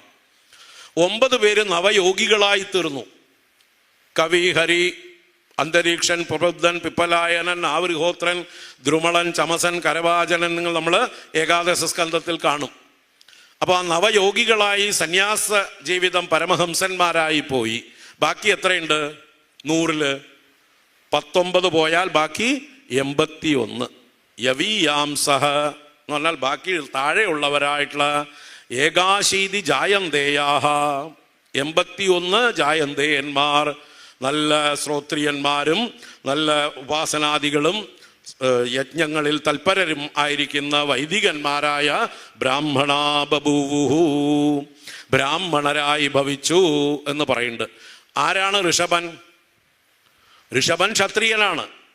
മനുവിൻ്റെ പുത്രനായ പ്രിയവ്രതന്റെ പുത്രനായ നാഭിയുടെ പുത്രനാണ് ഋഷഭൻ. ക്ഷത്രിയൻ, ചക്രവർത്തിയായിരുന്നു. ആ ക്ഷത്രിയന്റെ പുത്രന്മാർ 81 പേർ ബ്രാഹ്മണരായി ഭവിച്ചു. ഇനി നിങ്ങൾ നവമസ്കന്ധത്തിൽ പോയാൽ ഇഷ്ടം പോലെ കാണാം. സൂര്യചന്ദ്ര വംശങ്ങളിലെ രാജാക്കന്മാരുടെ മക്കള് ബ്രാഹ്മണ ജീവിതം സ്വീകരിക്കുന്നവര്. വിശ്വാമിത്രൻ ചന്ദ്രവംശത്തിലെ ഗാധിയുടെ പുത്രനാണ്, അല്ലേ? ഗാധി രാജാവായിരുന്നു. അദ്ദേഹത്തിൻ്റെ ഗാധിയുടെ വംശത്തിലാണ് വിശ്വാമിത്രന്റെ ജന്മം. അപ്പൊ ആ വിശ്വാമിത്രൻ ക്ഷത്രിയനായിട്ടാണ് ജനിച്ചത്. അദ്ദേഹം ക്ഷത്രിയനായിരുന്നു, രാജാവായിരുന്നു. അദ്ദേഹം വസിഷ്ഠന്റെ ആശ്രമത്തിലേക്ക് ഒരിക്കൽ വിരുന്ന് പോയപ്പോൾ, ഒരു അതിഥിയായി ചെന്നപ്പോൾ അവിടുന്ന് കിട്ടിയ സൗഭാഗ്യങ്ങൾ, ആ വസിഷ്ഠൻ കാമധേനു ഉണ്ടായിരുന്നുകൊണ്ട് അദ്ദേഹത്തിന് വെച്ച് വിളമ്പിയതൊക്കെ അനുഭവിച്ച് വലിയൊരു സൈന്യവുമായിട്ട് പോയി അദ്ദേഹത്തെ സൽക്കരിച്ചത് കൊണ്ട് അദ്ദേഹം കണ്ട് ഭ്രമിച്ചു. തൻ്റെ കൊട്ടാരത്തിൽ പോലും ഇത്രയും സൗകര്യങ്ങളും സൗഭാഗ്യങ്ങളും ഇല്ല. കേവലം ഒരു ആശ്രമത്തിൽ കഴിയുന്ന ഒരു ബ്രാഹ്മണനായ വസിഷ്ഠൻ ഇതെല്ലാം എവിടുന്ന്? അദ്ദേഹം അന്വേഷിച്ചപ്പോൾ കാമധേനുവാണ് അതിന് കാരണം. ആ കാമധേനു എവിടുന്ന് കിട്ടി, എങ്ങനെ കിട്ടി, എന്തുകൊണ്ട് കിട്ടി? അന്വേഷിച്ചപ്പോൾ ഇതുപോലെയുള്ള യോഗ്യരായിട്ടുള്ള ബ്രഹ്മർഷിമാർക്ക് മാത്രമേ കാമധേനു വഴങ്ങിക്കൊടുക്കുള്ളൂ. വേറെ ആരുടെയും പുറകെ കാമധേനു പോവില്ല. അപ്പോൾ തനിക്കും വസിഷ്ഠനെ പോലെ ഒരു ബ്രഹ്മർഷി ആവണം എന്നുള്ള ചിന്ത വന്നു. രാജ്യമെല്ലാം ഉപേക്ഷിച്ച് പിന്നെ അദ്ദേഹം തപസ് ആരംഭിക്കുകയാണ് പടിപടിയായിട്ട്. എന്നിട്ട് ആദ്യം രാജർഷി എന്ന പദവി നേടി, പിന്നീടാണ് വസിഷ്ഠനെ കൊണ്ട് തന്നെ ബ്രഹ്മർഷി എന്ന് സമ്മതിപ്പിക്കുന്നത്. അപ്പോൾ രാജാവായി ജനിച്ച വിശ്വാമിത്രൻ നമ്മുടെ വേദങ്ങളിൽ ഏറ്റവും പ്രധാനമായിട്ടുള്ള ഗായത്രി മന്ത്രം ഏതൊരു വിശ്വാമിത്രനാണോ ദർശിച്ചത്, ആ വിശ്വാമിത്രൻ ക്ഷത്രിയനായിട്ടാണ് ജനിച്ചത്. പക്ഷേ ബ്രാഹ്മണോത്തമനായി ഭവിച്ചു, ബ്രഹ്മർഷിയായി ഭവിച്ചു. അതേപോലെ നമുക്ക് നമ്മുടെ വേദങ്ങളിൽ ഉപനിഷത്തുകളിലൊക്കെ നോക്കിയാൽ ഋഗ്വേദത്തിലൊക്കെ കവശൻ എന്ന് പറഞ്ഞൊരു ഋഷിയുണ്ട്. ശൂദ്രനായിട്ടാണ് അദ്ദേഹത്തിൻ്റെ ജന്മം പറയുന്നത്. പക്ഷെ അദ്ദേഹം അനേക മന്ത്രങ്ങളുടെ ദ്രഷ്ടാവായിട്ടുള്ള ഋഷിയാണ്. അതേപോലെ നമ്മൾ ഐതരേയം എന്ന് പറയുന്ന ഋഗ്വേദത്തിലെ ശാഖയിൽ ഐതരേയ ഉപനിഷത്തിലെ ഐതരേയൻ എന്ന് പറയുന്നത് തന്നെ ആരാണ്? ഇതരയുടെ പുത്രനായതുകൊണ്ട് ഇതര എന്ന് പറഞ്ഞാൽ ഒരു ശൂദ്ര സ്ത്രീ, ഒരു ദാസി സ്ത്രീ. ഒരു ബ്രാഹ്മണന് ദാസി സ്ത്രീയിലുണ്ടായ പുത്രനാണ് ഐതരേയൻ എന്നറിയപ്പെട്ടത്. അദ്ദേഹം പിന്നീട് ഈശ്വര അനുഗ്രഹം കൊണ്ട്, തപസ്സുകൊണ്ട് മഹീദാസൻ എന്ന പേര് നേടി. ഐതരേയ മഹീദാസൻ എന്ന പേരിൽ അദ്ദേഹത്തിൻ്റെ ഉപദേശങ്ങളാണ് ഐതരേയ ഉപനിഷത്ത്. അതിലാണ് വരുന്നത് പ്രജ്ഞാനം ബ്രഹ്മ എന്ന ഋഗ്വേദത്തിലെ മഹാവാക്യം. അപ്പൊ ഋഗ്വേദത്തിലെ പ്രജ്ഞാനം ബ്രഹ്മ എന്ന മഹാവാക്യം നമ്മൾ സ്മരിക്കുമ്പോൾ ആരെയാ സ്മരിക്കേണ്ടത്? ഈ ഋഷിയെയാണ്, ഈ ഐതരേയ മഹീദാസനെയാണ്. അദ്ദേഹം ഒരു ശൂദ്ര സ്ത്രീയുടെ, ദാസി സ്ത്രീയുടെ പുത്രനായിരുന്നു. ഇനി നമ്മുടെ വ്യാസന്റെ കാര്യം എടുത്താലും അദ്ദേഹത്തിൻ്റെ അച്ഛൻ പരാശരൻ്റെ ഭാര്യ ഒരു പറയി ആയിരുന്നു എന്നാണ്. ആ പറയ സ്ത്രീയുടെ പുത്രിയായിട്ടാണ്, പരാശരൻ പറയസ്ത്രീയുടെ, ശക്തിയുടെ ഭാര്യ പറയസ്ത്രീയും ആ പറയസ്ത്രീയുടെ പുത്രൻ പരാശരനും. പരാശരൻ വിവാഹം കഴിച്ചത് അല്ലെങ്കിൽ വ്യാസനെ ജനിപ്പിച്ചത് സത്യവതി എന്നുള്ള ആ മുക്കുവ ദാശരാജൻ്റെ മകളായി വളർത്തുമകളായിരിക്കുന്ന സ്ത്രീയിൽ നിന്നാണ്. അദ്ദേഹമാണ് ബ്രാഹ്മണോത്തമൻ അല്ലേ? വ്യാസനെ കഴിച്ചല്ലേ ഉള്ളൂ ബ്രാഹ്മണര്. മറ്റേ വ്യാസനേക്കാൾ ശ്രേഷ്ഠന്മാരായിട്ട് ആർക്കെങ്കിലും അവകാശപ്പെടാൻ പറ്റുമോ? വാൽമീകി രത്നാകരനായിരുന്നു. ഇങ്ങനെ നമ്മൾ നമ്മുടെ പുരാണ ഇതിഹാസങ്ങൾ ഓരോന്നും നോക്കുമ്പോൾ ഓരോരുത്തരും അവരവരുടെ സംസ്കാരം കൊണ്ടാണ് ബ്രാഹ്മണ്യം നേടുന്നത്, അറിവ് കൊണ്ടാണ് നേടുന്നത്. അവരുടെ സദാചാരമായിട്ടുള്ള സാത്വികമായിട്ടുള്ള ജീവിത ശൈലി കൊണ്ടാണ് അവർ ബ്രാഹ്മണ്യം നേടിയിട്ടുള്ളത്. അതുകൊണ്ട് മനുഷ്യനായിട്ട് ജനിച്ച ആർക്കും ഏത് നേടാം? ബ്രാഹ്മണ്യം ആർജിക്കാം. സത്വഗുണങ്ങൾ വർദ്ധിപ്പിച്ച് എന്തൊക്കെയാണ് ലക്ഷണങ്ങൾ പറഞ്ഞത്? ആ ലക്ഷണങ്ങളൊക്കെ ഉള്ളവരാണ് ബ്രാഹ്മണർ. ഇവിടെ 7-ാം സ്കന്ധത്തിലെ 11-ാം അധ്യായത്തിൽ നാരദ മഹർഷി യുധിഷ്ഠിരന് ഉപദേശിക്കുന്ന ലക്ഷണങ്ങൾ നോക്കാം. ശമോദമത്തപശൗചം സന്തോഷക്ഷാന്തിരാർജവം ജ്ഞാനം ദയാച്യുതാത്മത്വം സത്യം ച ബ്രഹ്മലക്ഷണം. ഇതാണ് ബ്രഹ്മലക്ഷണം, അഥവാ ബ്രാഹ്മണനെ തിരിച്ചറിയാനുള്ള മാർഗം. ലക്ഷണം എന്ന് പറഞ്ഞാൽ എന്താണ്? തിരിച്ചറിയാനുള്ള വഴിയാണ്. അപ്പൊ എന്താ ലക്ഷണം ഇവിടെ? ശമം എന്ന് പറഞ്ഞാൽ മനസ്സിന്റെ നിയന്ത്രണം, ദമം എന്നാൽ ഇന്ദ്രിയ നിയന്ത്രണം, തപസ് എന്ന് പറഞ്ഞാൽ സ്വധർമാനുഷ്ഠാനം, ശൗചം എന്ന് പറഞ്ഞാൽ ശുദ്ധി എല്ലാ കാര്യത്തിലും, സന്തോഷ എപ്പോഴും എതിർച്ചാലാഭ സന്തുഷ്ടനായി പ്ലസന്റ് ആയിരിക്കുക, എപ്പോഴും തൃപ്തനായിരിക്കുക, കംപ്ലൈന്റ് ഇല്ല. അതുപോലെ ക്ഷാന്തി എന്ന് പറഞ്ഞാൽ ക്ഷമ, എന്തും സഹിക്കുവാനുള്ള ശക്തി, ആർജവം നേരേവാ എന്നുള്ള സത്യസന്ധമായിട്ടുള്ള രീതി, ജ്ഞാനം വേണ്ടതായിട്ടുള്ള വിവരങ്ങളൊക്കെ ഉള്ള അറിവ്, ദയ എല്ലാവരോടും ദയ, സർവഭൂതങ്ങളോടും ദയ, അച്യുതാത്മത്വം ഈശ്വരനിലുള്ള ആ സമർപ്പണ ഭാവം, ഈശ്വര ഭക്തി, സത്യം ച സത്യസന്ധത, ഇതൊക്കെയാണ് ബ്രഹ്മലക്ഷണം, ബ്രാഹ്മണന്റെ ലക്ഷണമായി പറഞ്ഞിരിക്കുന്നത്. ഇതൊക്കെ ഉള്ളവര് ആരാണെങ്കിലും അവര് ലക്ഷണം കൊണ്ട് ബ്രാഹ്മണരാണ് അല്ലേ? ഇതില്ലാത്തവരൊക്കെ ബ്രാഹ്മണരാവോ? അപ്പോ സമയമായി.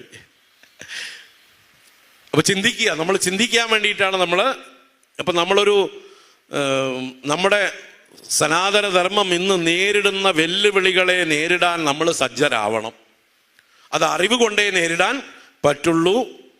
ഇന്ന് പല രീതിയിൽ നമ്മുടെ ധർമ്മത്തെ ദുർവ്യാഖ്യാനം ചെയ്യുന്ന പണ്ഡിതന്മാരെന്നൊക്കെ പറഞ്ഞ് അല്ലേ, മറ്റുള്ളവരുടെ കയ്യിലെ ചട്ടുകങ്ങളായി അവരുടെ പണം മേടിച്ചുകൊണ്ട് പല മാധ്യമങ്ങളിലൂടെയും നമ്മുടെ സനാതന ധർമ്മത്തെ, വർണ്ണാശ്രമ ധർമ്മത്തെ നിന്ദിക്കുന്നുണ്ട്.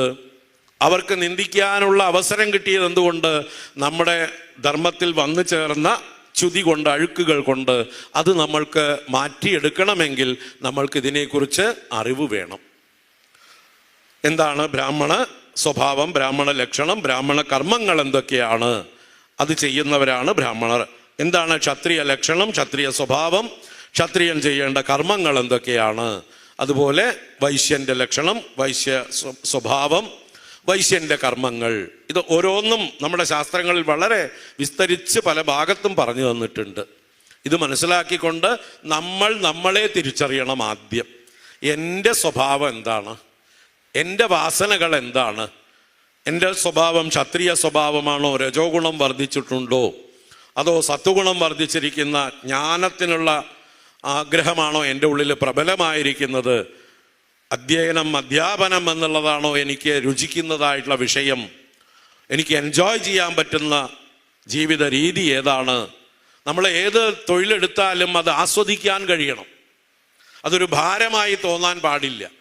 അങ്ങനെ സ്വയം നമ്മുടെ സ്വഭാവത്തിനനുസരിച്ച് നമ്മുടെ കർമ്മങ്ങളെ വരിക്കുന്നതിനെയാണ് വർണ്ണം എന്ന് പറയുന്നത്.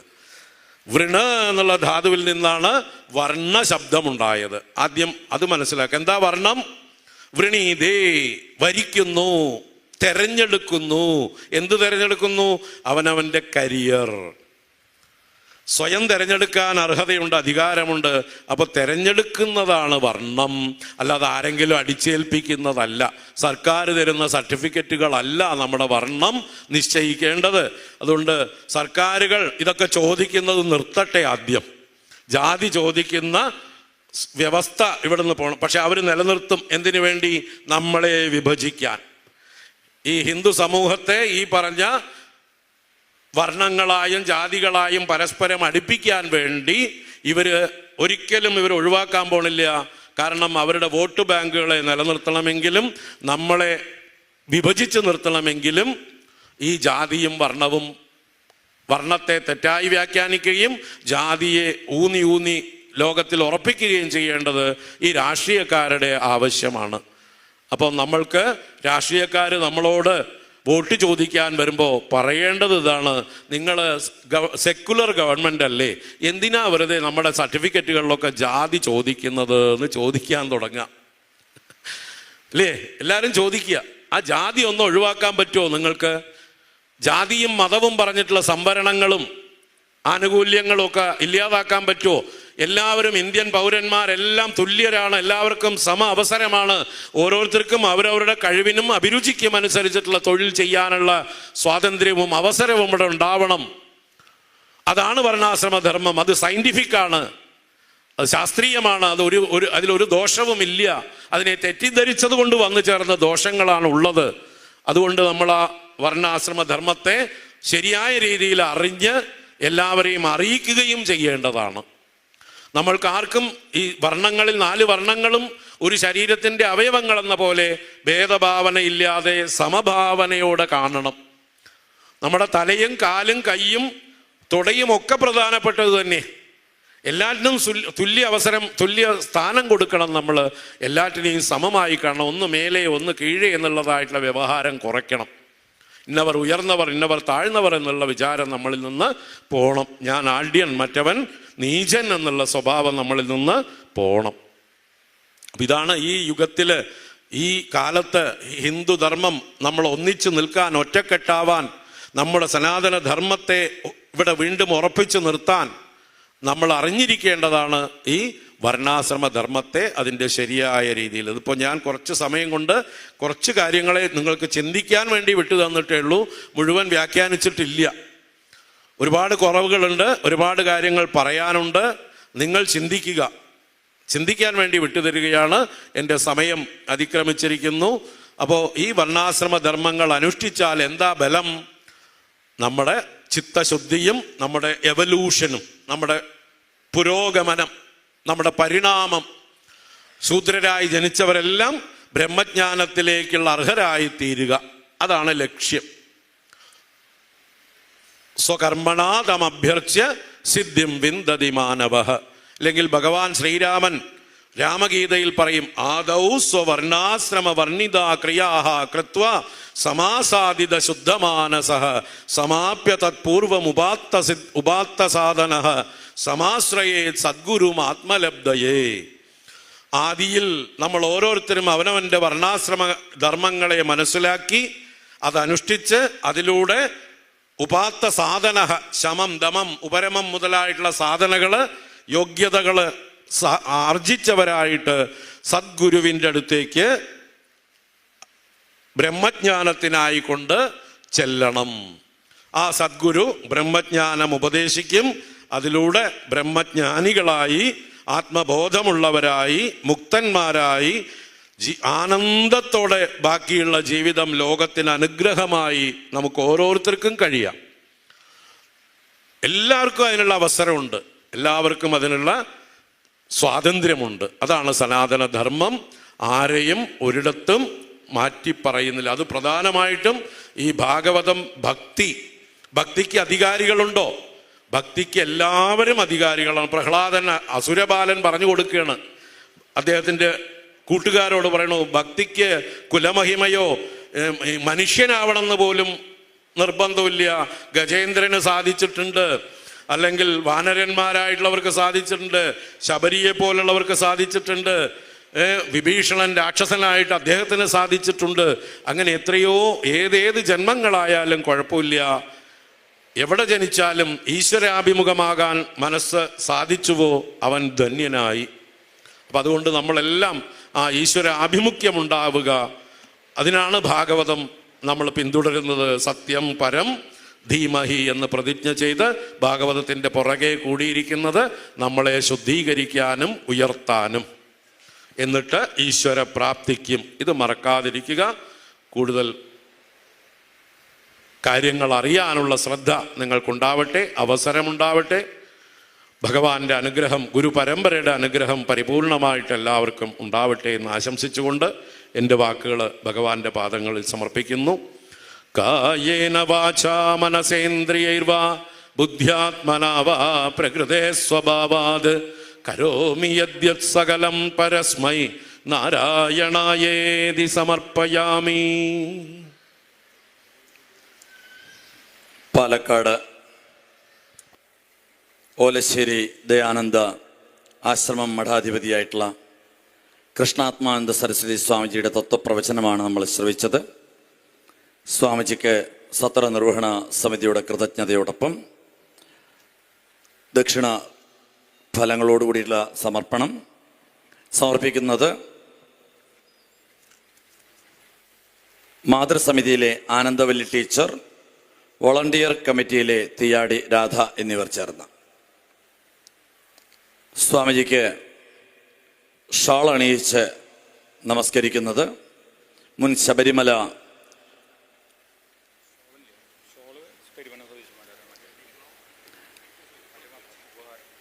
ഉപഹാരം നൽകി സ്വാമിജിയെ നമസ്കരിക്കുന്നത് മുൻ ശബരിമല മേൽശാന്തി, പാറമേക്കാവ് മേൽശാന്തിയായിട്ടുള്ള പുത്തില്ലം മഹേഷ് നമ്പൂതിരിയാണ്. സ്വാമിജിക്ക് ഷാൾ അണിയിക്കുന്നത് പ്രസിദ്ധ മേളപ്രമാണി പെരുവനം സതീശന്മാരാ. സ്വാമിജി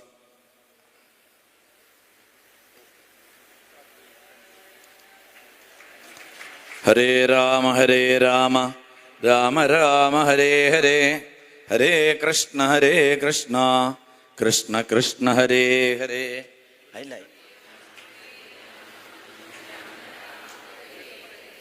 ഹരേ കൃഷ്ണ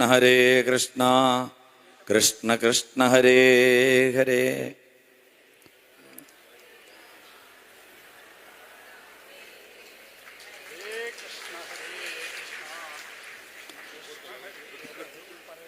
പാറമേക്കാവ് മേൽശാന്തി പുത്തല്ലം മഹേഷ് നമ്പൂതിരിക്കും അതുപോലെ